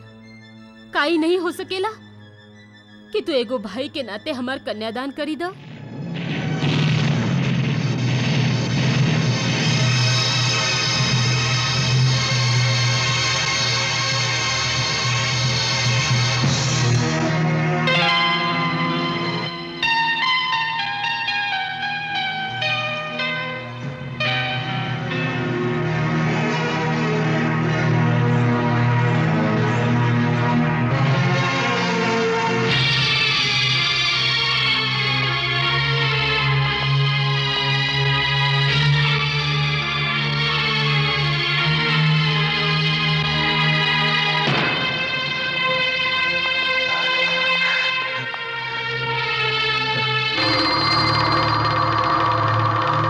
हम तो हंसा ही कहे आयल हैं देवा कि अब तू अर्जुन के जान से नहीं मरबा। ठीक बा, ऐसन हालत में तू हमरा जौन पैसा देले रहल वो भूल जाए के पड़ी। अरे तू पहला जीजा सा के पूरी बात तो सुन ला। अब तू अर्जुन डकैत के जान से नहीं मरबा, बल्कि ओके जिंदा पकड़ के हमरे पास लेके आईबा, ताकि हम खुद अपन हाथ से ओकर गर्दन ओकर धड़ से अलग करके ओकरे खून से अपन माथा पर तिलक लगाए, तब हमरे कलेजा के ठंडक पड़ी। ठीक बा, अर्जुन डकैत तोरा के जिंदा मिल जाई, लेकिन जैसन हमार धंधे के कायदा हा, एकर तोरा के 5 लाख और देवे के होई। एक बात तो बतावा, तू एक खूनी हवा की बनिया बात बात पे पैसा बढ़ा देला। खैर कोनो बात नहीं, तो आके जितना पैसा चाहे मिल जाए, लेकिन हमके अर्जुन डकैत जिंदा चाहिए। रात होवे में खाली 1.5 घंटा बाकी बा। अगर तू नहीं मरलू हम तो जीते जी मर जाए। अरे कितना खावेला गधी कहीं के। मामा, ये मामी के साथे अकेले अकेले क्या बात कर रहा? मामा, अरे हम तो हर मामी के संगे नहीं बल्कि आपन आप से बात कर रहे। ते ग्राहकन के छोड़ के यहाँ का चले आइले। एक खातिर आईली है कि आज गदही मामी मरे वाली है ही ना, ये खातिर भगवान से प्रार्थना करनी है कि जियत रहे। अरे शुभ शुभ बोल, अगर ही ना मरल तो हमरा के आत्महत्या करे के पड़ी। छोटू, हमरा एगो छोटे से काम करबा। बोली मामा, हम तो राउर सेवक हैं। छोटू, तुम्हारी मामी के गांव के बाहर ले जाई के कहीं भी दफनाई दा। इला 50 रुपया। समझ गई नहीं, ताकि तू आसानी से चंपा से ब्याह कर सका मामा। धीमे धीमे धीमे एगो काम करा, जल्दी तू अपना मामी के ले जा, जल्दी जल्दी। ठीक बा मामा, हम ऐसा जगह ले जाए कि छोड़ो जहाँ से वापस ना ही आइए। समझे तोहर काम हो गए। चला मामी।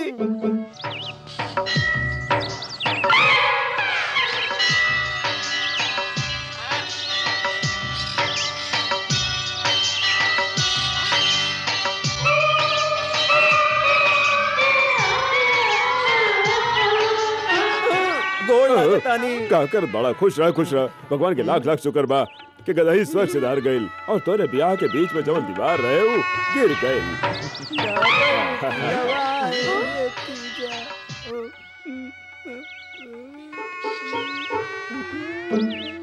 अरे ई का गदही तो जीत भी। अरे गधे, ओ पंडित जी, हम तो हार से कहता हूँ कि वो गधी नहीं दूसर गधी है। ऐसा ना? चली चली चली हाँ चली। अरे चाचा गधी मरल नहीं खे, गधी उहे हो। अरे चाचा रहुआ तो जाने ली कि ई खुजली वाला कुकुर हमार मोहब्बत के कितना बड़ दुश्मन बा, और तो हर चंपा से भी जलेला। हमार बिया तोड़े खातिर ई गधी कहीं से पकड़ के ले आइल बा, गधा कहीं का। राम नैन चाचा, अगर तू अपन लड़की के जिंदगी चाहे ना तो तुरंत दोनों के तलाक करवा दही। हाँ, नहीं तो कल सवेरे तो तुहार बेटी मर जाए। नया ना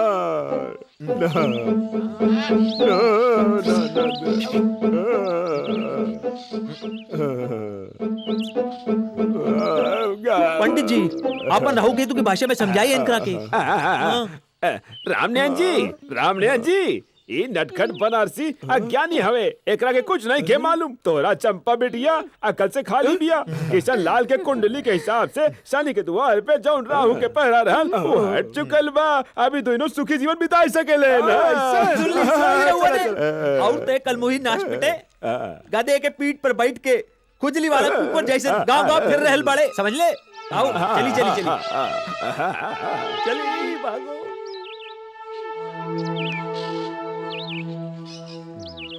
ले साहब मीठ मीठ लस्सी, वो मलाई मार के। यहाँ जी साहब। तोरा नाम कहा? हरिया साहब। कब से काम कर रहल बड़ा? ये कोनो 5-6 साल हो गए हुजूर।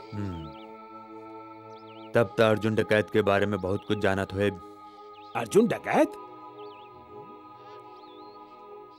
नाम तो सुन ले है जरूर, कब वो देख ली ना।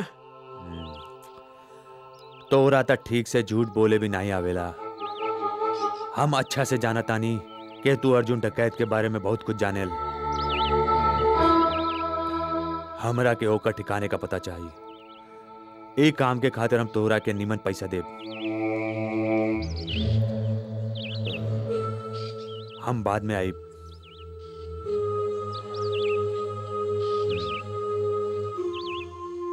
कैसन खबर ले आइल हवा नटखट? एगो खास खबर लेके आयल बानी बाबू लोहार। एगो अजनबी मनई ढाबे पे आके अर्जुन भैया के बारे में पूछताछ करत रहल। कौन हो सकेला वो अजनबी? हमरा तो लागत बा वो खुफिया पुलिस के आदमी होखी। वो जौनो होए, अर्जुन सरदार तक पहुंचे से पहले ओकरा के ऊपर पहुंचा दिया जाए।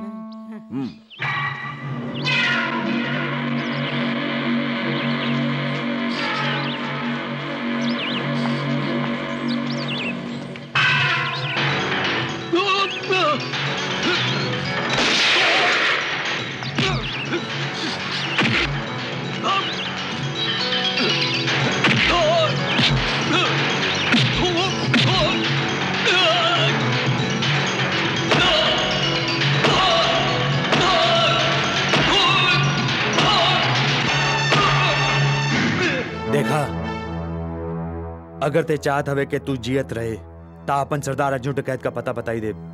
हम अपन जान दे सके नहीं, पर अपने सरदार के साथ है गद्दारी नहीं कर सके नहीं।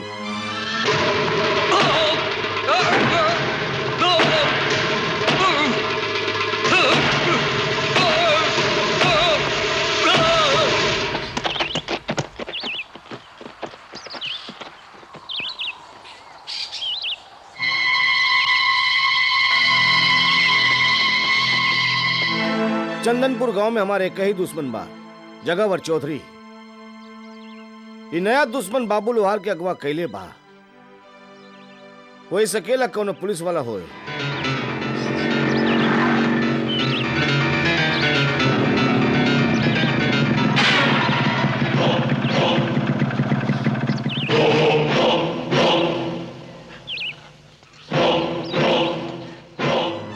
देवा नाम है हमरा। देवा पैसा लेवेला और मौत देवेला।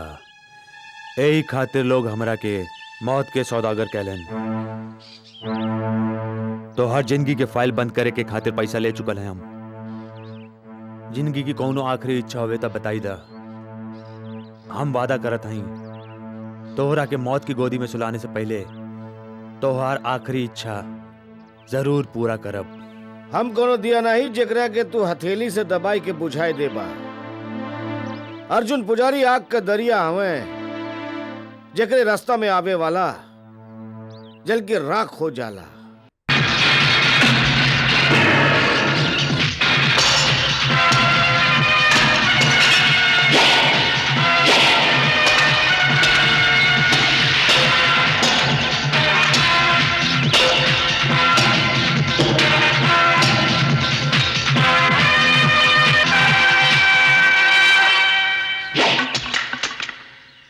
तोहर नसीब अच्छा है कि सूरज डूब गई। सूर्यास्त के बाद ब्राह्मण केहू पे हाथ नहीं उठावेलन। तू चाह तो हमार जान ले सकेला। हम वादा करत हई तोरे पे वार नहीं करबे। भीख में मिलल जीत के ताज ना मर्द के सिर पर नीमन लागेला अर्जुन पुजारी, और देवा नपुंसक नहीं है। हम कल के सूरज निकले तक का इंतजार करब।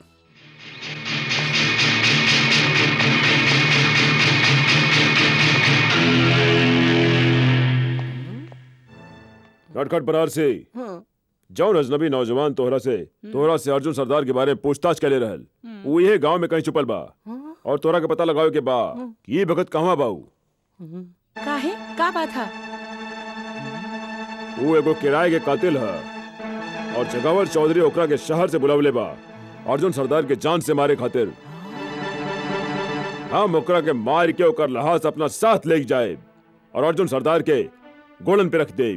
नहीं, तू एगो काम करे, ई बखत यहाँ से चली जा। तो हर गांव में भटकर ठीक नहीं बा और पुलिस से सादा लिबास में घूम रही बिया। कहीं तू पकड़ा गेला तो मुसीबत हो जाए।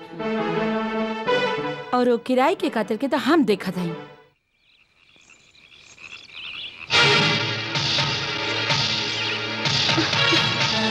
काय खातिर आइल हुआ यहाँ? तो हर सोअल आत्मा की जगावे खातिर और ये बतावे खातिर कि अर्जुन पुजारी के माथे पे डाकू होवे के कलंक लागल बा। बाकी वो डाकू नहीं बा। वो लूट मार के खातिर हथियार नहीं उठावले बा। हमार आत्मा सोई है या जागी, या फिर अर्जुन पुजारी डकैत काहे बनल, ई जाने में हमार कौनो दिलचस्पी नहीं के और ना ही कौनो फर्क पड़ेला। हम एगो पेशेवर कातिल हई। सुपारी लेके खून करब ही हमार पेशा है। जानत हई और यही खातिर हम तोरे से एगो सौदा करे आयल हई। लेकिन ओकरा से पहले तोरा के अर्जुन पुजारी के बारे में कुछ बतावा चाहत हई। नमस्ते ठाकुर साहब, ई गांव वाला रहुआ के राउर जन्मदिन के बधाई देवे खातिर जमा भइल बाड़न। बोला ठाकुर साहब के जय। ठाकुर साहब का जय। ठाकुर साहब का जय। ठाकुर साहब का ठाकुर साहब, हम आपका लंबी उम्र का प्रार्थना करत हई। आप हम गांवलन पे बहुत उपकार कैली हैं, वो हमनी के भुला नहीं सकेली। अर्जुन, तू तो जानेला कि गांव हमनी के पुरखन का है, यही लिए ई गांव से हमके बहुत प्यार है। ई गांव के लोगन खातिर हमसे जौन भी छोट मोट काम भइल हम कैली है, लेकिन कोनो बड़ा कारनामा नहीं है। लेकिन हम तुम सबसे वादा करते हैं कि हम जब तक जियत रहब, ई गांव का खुशहाली खातिर, ई गांव का तरक्की खातिर हमसे जौन भी बन पड़ी हम जरूर करबे। ठाकुर साहब, ये लिए हम गांव वालन के इच्छा है कि अगले चुनाव में आप अपने गांव से लड़ी। हमने की विश्वास बा कि आप एमएलए बन के ई गांव को उद्धार करबे, जैसन आप लोगों की इच्छा। विक्रम, तू हमार रास्ता काहे रोकले बाड़ा? रजनी, भरल जवानी में तू विधवा हो गईलू, एकरा में तुहार कौन दोष बा? भगवान तोरे साथे बहुत अन्याय कैलन। तू एगो काम कर, रात के हमने के हवेली पे आजा। वहां हम तोहरा के इतना प्यार करब कि तोहार मन खुश हो जाई और बरसन के जवन तोहार प्यास हुई वो बुझ जाई। एगो विधवा साथे ऐसे बात करत तोहरा के लाज आवे की चाहिए। वादा करबू रात के आवे के तो प्यार से जाए दे, नहीं तो जबरदस्ती लूट ले तोहार इज्जत। विक्रम, तू क्या समझेला? ई गांव में तोहर बाप के राज चलेला जौन तू कोनो लड़की के साथ जबरदस्ती कर सकेला? खबरदार, दोबारा एकरो और आँखी उठावला ता बहुत बुरा अंजाम होई तोहार। चला रजनी। नहीं फूलमती, ठाकुर विक्रम प्रताप हमरे बहन के बुरी नजर से देखे की हिम्मत नहीं कर सकेलन। उनके साथ हमार कोनो दुश्मनी नहीं थी। दुश्मनी नहीं के का भाई? ठाकुर तो गाँव के बहु बिटियन के अपन बाप की जागीर समझेला और ओकर बस चले ना तो हर जवान लड़की के अपन हवस के आग में जलाई देवे। कहीं ऐसा ता नहीं दूसरे गांव वालन जैसन तू हो ठाकुर से डरेला? अगर ये बात बा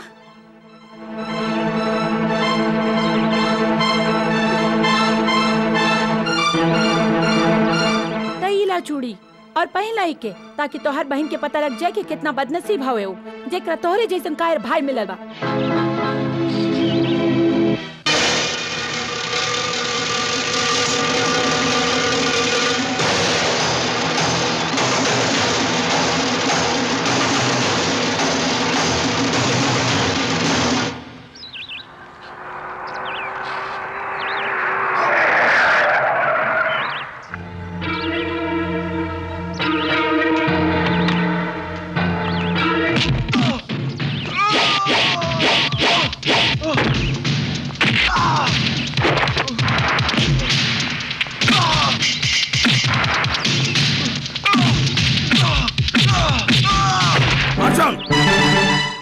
रुक जा अर्जुन, ये सब क्या होता? ये अपन भाई से पूछी ठाकुर साहब, एक समझा दें। अगर ये हमरे बहन के ऊपर बुरी नजर से देखे के कोशिश कैलिस न, तब एक एक काट के जमीन में गाड़ देबे। आज तू ये ठाकुर के, ये गांव का ठाकुर के अपना ही निगाह में गिरा दला। इतना गंदी हरकत करते हुए भी तोरा के शर्म ना आए। ये गांव हमनी के है, ये गांव का हर मनई हमनी के परिवार जैसन है। काशीनाथ ये गांव का पंडित हमक पांडे, और तू पंडित के बिटिया पे बुरी नजर रखला। नालायक, बुरी नजर रखला तू।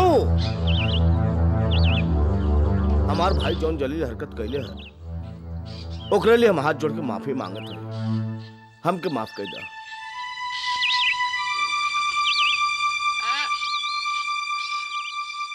ते ठाकुर साहब के भाई पे हाथ उठावे के हिम्मत कैसे कैला? वो तो गांव के भलाई के बारे में दिन रात सोचत रहेलन। ई कैसे हो सकेला कि उनकर भाई गांव के बहू बेटियन पे बाउर नजर रखे? बाबूजी, आप हमरे पे विश्वास रखिए, फूलमती अपने अखिए से देखे। सफाई देवे के कोशिश नहीं करा। ठाकुर साहब रजनी के बिटिया जैसन मानेलन। हरिया जब रजनी के छेड़लस तो ओकर अंजाम का भइल। ठाकुर साहब ओकरा के गांव से निकाल देलन। वो एगो महान आदमी हुआ, तो के हमरे साथे चली के उनकरा से माफी मांगे के पड़ी। भैया ऐसा कुछ नहीं कहले हवन पिताजी, जे उनकरा के ठाकुर से माफी मांगे के पड़ी। और बाबूजी, ठाकुर विक्रम हमरा के बहुत बार छेड़ चुकल बाड़न, लेकिन ये बात हम आज तक केहू से ना कहनी। लेकिन आज उनकर इरादा कुछ ज्यादा खतरनाक रहल। अगर फूलमती आज बीच में ना आए तो शायद। अगर ये बात है तो हम ठाकुर साहब के लगे जाके विक्रम के शिकायत करब। एकर कोनो जरूरत नहीं बाबूजी। ठाकुर साहब पूरा गांव के सामने हमसे माफी मांग ले। काहे कि विक्रम जौन गले रहल, ओकरे खातिर ओके सबक सिखावल बहुत जरूरी रहल।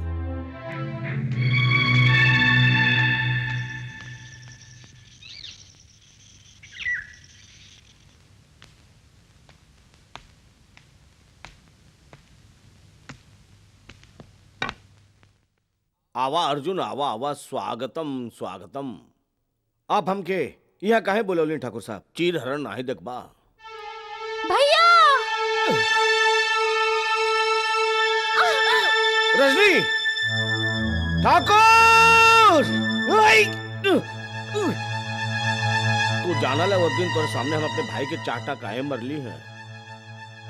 वो ये लिए कि जौन शुभ काम को शुरू कैले से ओके वो अधूरा छोड़ दे हलस। जगहवर चौधरी, अगर हमरे बहन के कुछ कहला न तो हम तोहर पूरा वंश मिटा देबे। वंश मिटा। एकर हालत तो देखा। ये बेचारे का हालत तो ऊ पंछी की तरह बा जेकर पर काट दिहल गइल हो, लेकिन उड़े के कोशिश कर रहल हो, लेकिन उड़ ना पावता। अब तो ये लोग फैसला करा कि पहले एकरे बहन के आशीर्वाद के दे। रहुआ बड़ा है भाई जी।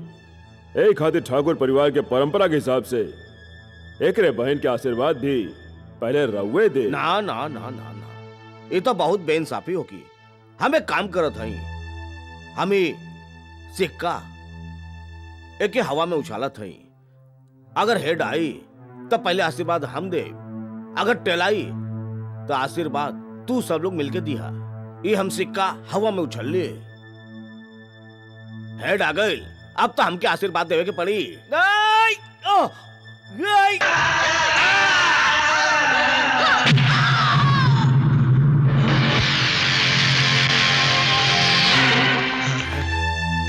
जी, ये तो मर गई।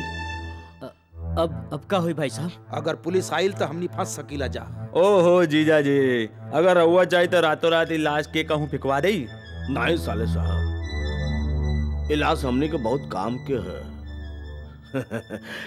गन्ना जी मालिक। बीरेंद्र जी बड़ भाई जी। गन्ना समझ गए ना?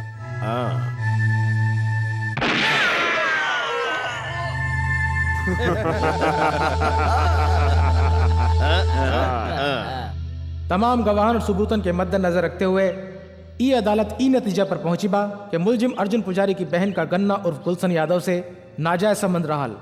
जेकरे वजह से अर्जुन पुजारी ने कन्ना उर्फ गुलशन यादव का कत्ल कर दियल।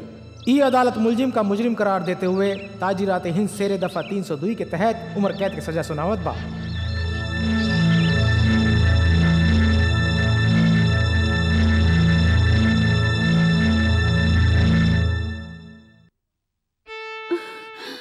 ई रउआ का कर लेली?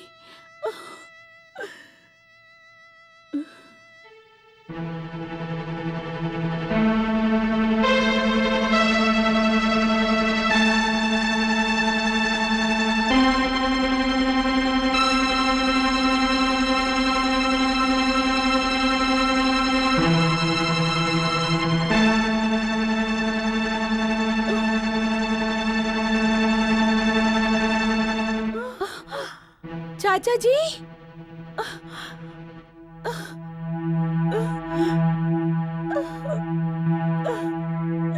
चाची, चाची, चाची,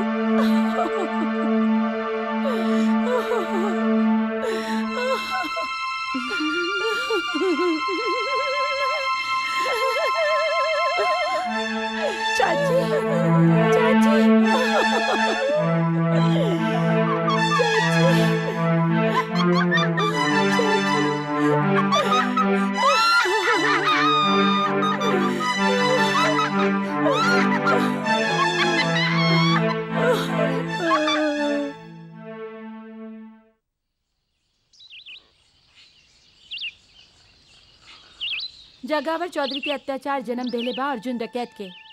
ई सब जाने के बाद भी तोहरा के लागत बा कि अर्जुन के मारब सही बा, त हम तोहरा के साथे एगो सौदा करे चाहत हई।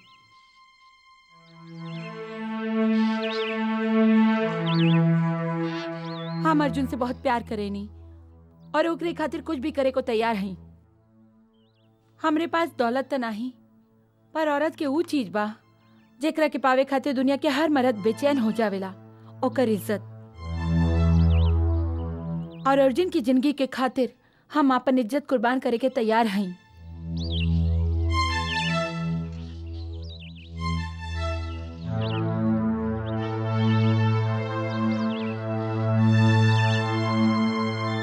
तोहरे साथ हम रात बितावे के तैयार हई, मगर एकरे बदला में तोहरा के कल सुबह सूरज निकले से पहले ई गांव छोड़ के जाए के पड़ी।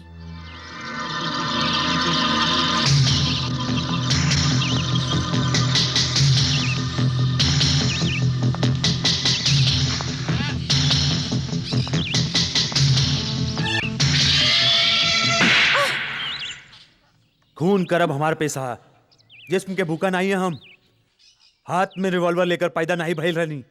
ई दुनिया हमरा के वैसी बनावले बा। हमरा एगो भाई रह रोहित, गलती से डॉन की लड़की से प्यार कर बैठे। गधा। ए भूल के बहुत बड़ सजा मिलल ओकरा के। डॉन ओकरा के मार के ओकरा शरीर के इतना टुकड़ा कर दिलस कि हम ओकरा अंतिम संस्कारों नहीं कर पाईनी। रोहित के मौत के बाद हमारा भीतर एको जानवर पैदा हो गई। आज तू वो जानवर मार देलुस। तू घरे चली जा, कल सवेरे हम गांव छोड़कर चल जाए।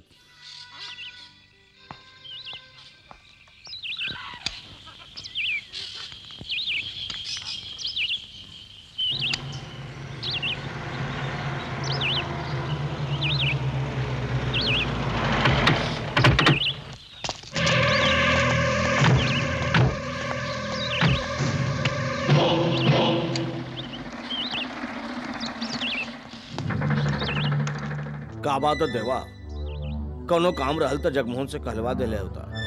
हमके बुलावे के का जरूरत पड़ गई? तो हर पैसा वापस देने खातिर ई बैग में वो 40 लाख रुपया बा जौन तू हमरा के अर्जुन पुजारी के मारे खातिर दे ले रहल। ई पैसा लौटाओ के का मतलब है तोहार? मतलब साफ बा कि हम ओकरा के मारल नहीं चाहत हई। का हम एकर कारण जान सकेली? वजह बतावल हम तोहरा के जरूरी नहीं समझनी। लेकिन हम जरूरी समझेली। देवा शायद तू ये भूल रहा हुआ कि तुहार शहर नहीं हमार गांव है।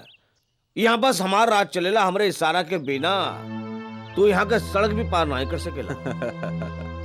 बचपन में हमरा के फुटबॉल खेले के बहुत शौक रहल। कहीं ऐसा ना होवे के तोहरा धमकी सुन के ऊ शौक फिर से जाग जाए। इज्जत के साथ ऊ बैग उठाई के यहाँ से चला जा, नहीं था मजबूरन हमरा के तोरा गर्दन काट के तोरा ही लोगन के संगे फुटबॉल खेले के पड़ी, समझला। ये लौंडा बहुत फुटबॉल फुटबॉल कर रहल बा। एक काम कर, फुटबॉल की जगह ही एक लात मार के गोल में डाल दा।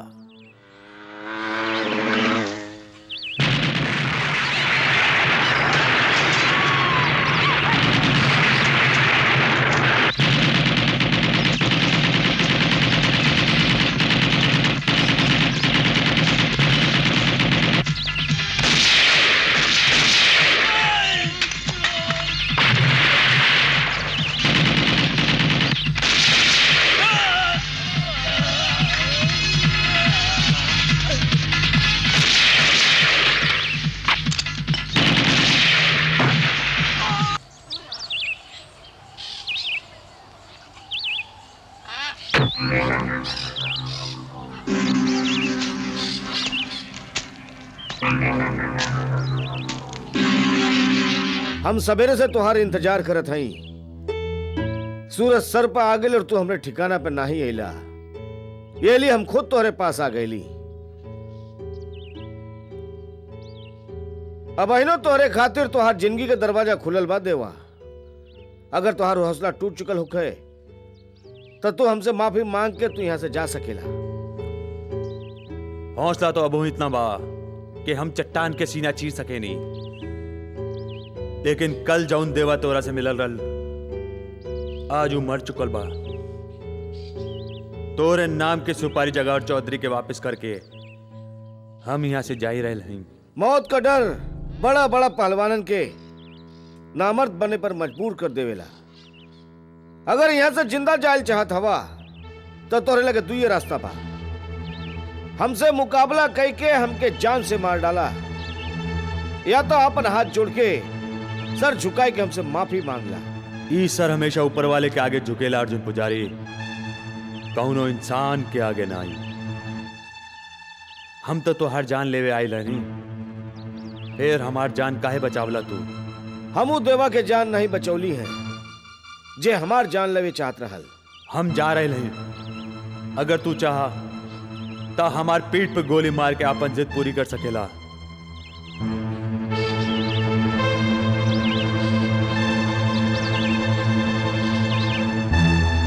सरदार रवा कहीं तो वहीं एक गोली मार दे। नहीं, ये मर्द आदमी है।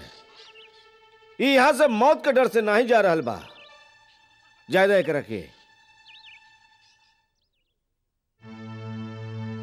बड़ भाई जी, हमने लगे एक ही मजबूत हथियार रहल, वो हमनी के हाथ से निकल चुकल बा। देवा, हमनी के लोग जो ओकरा के मारे वहाँ गईल रहन उहो नाकाम होई के लौट अइलन।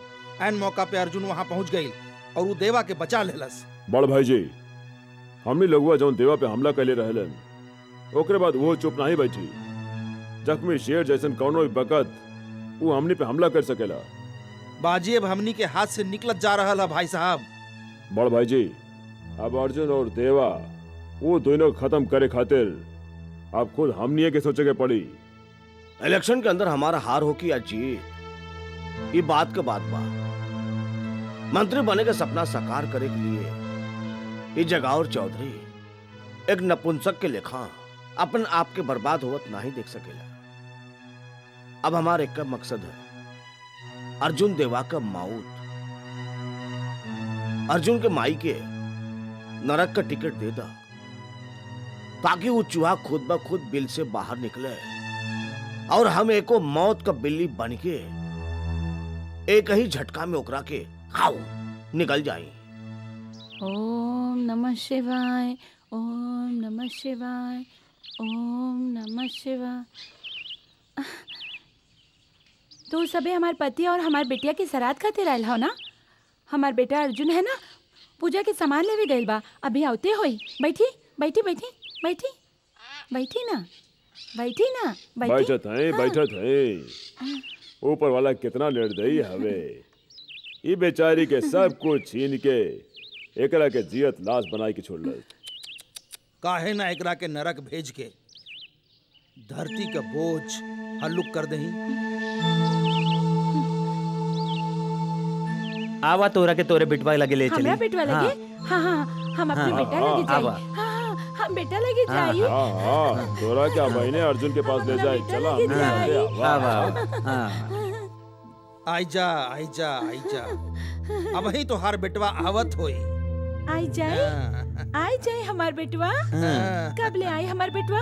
ई देखा आ गई।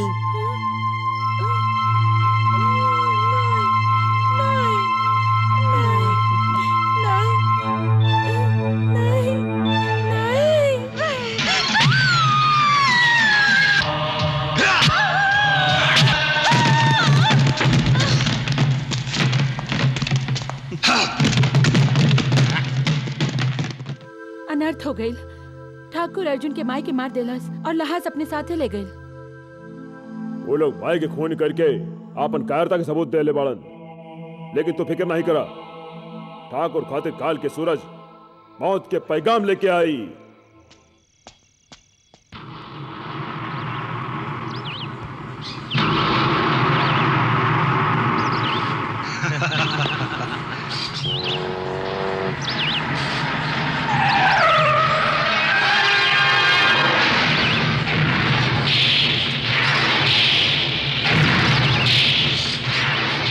हम तोरा से लड़े नहीं आए जगौर चौधरी। हम क्या अपन माई के अंतिम संस्कार कई लेवे दे। ओकरा बाद तू हमरे साथे जौन चाहा कर लिया। तू हमके आखिर में ही लिए मारे चाहत रहा ना, ताकि हमरे अर्थी के केहू कांधा न दे सके। देखा अर्जुन देखा, बाजी पलट गई है। अब हम तोके खत्म करके और तोहार और तोरे माई के लाश गंदी नाली में बहाई, जहां सारा गांव का गंदगी बहेला।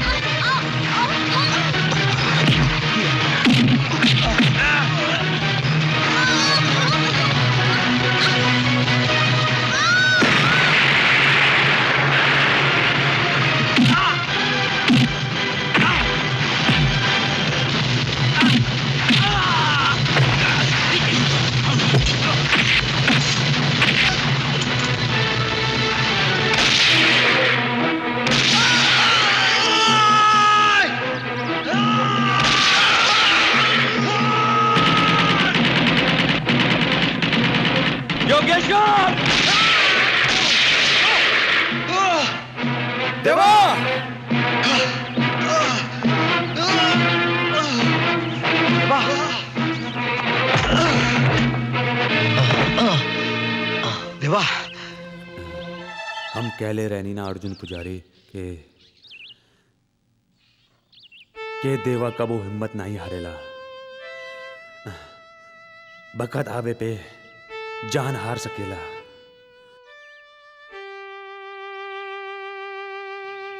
अब जाए के बखत सलाम।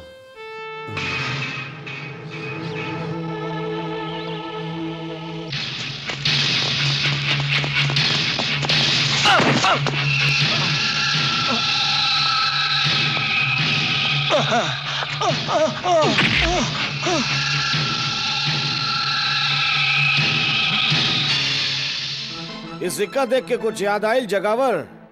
आज यही सिक्का से तू दोनों भाइयन का मौत का फैसला करबे। अगर हेड आई तब पहले तू मरबा, ओकरे बाद तुहार भाई। अगर टेल आई तो तुहार भाई जरूर मरी, ओकरे बाद तोहके मारब।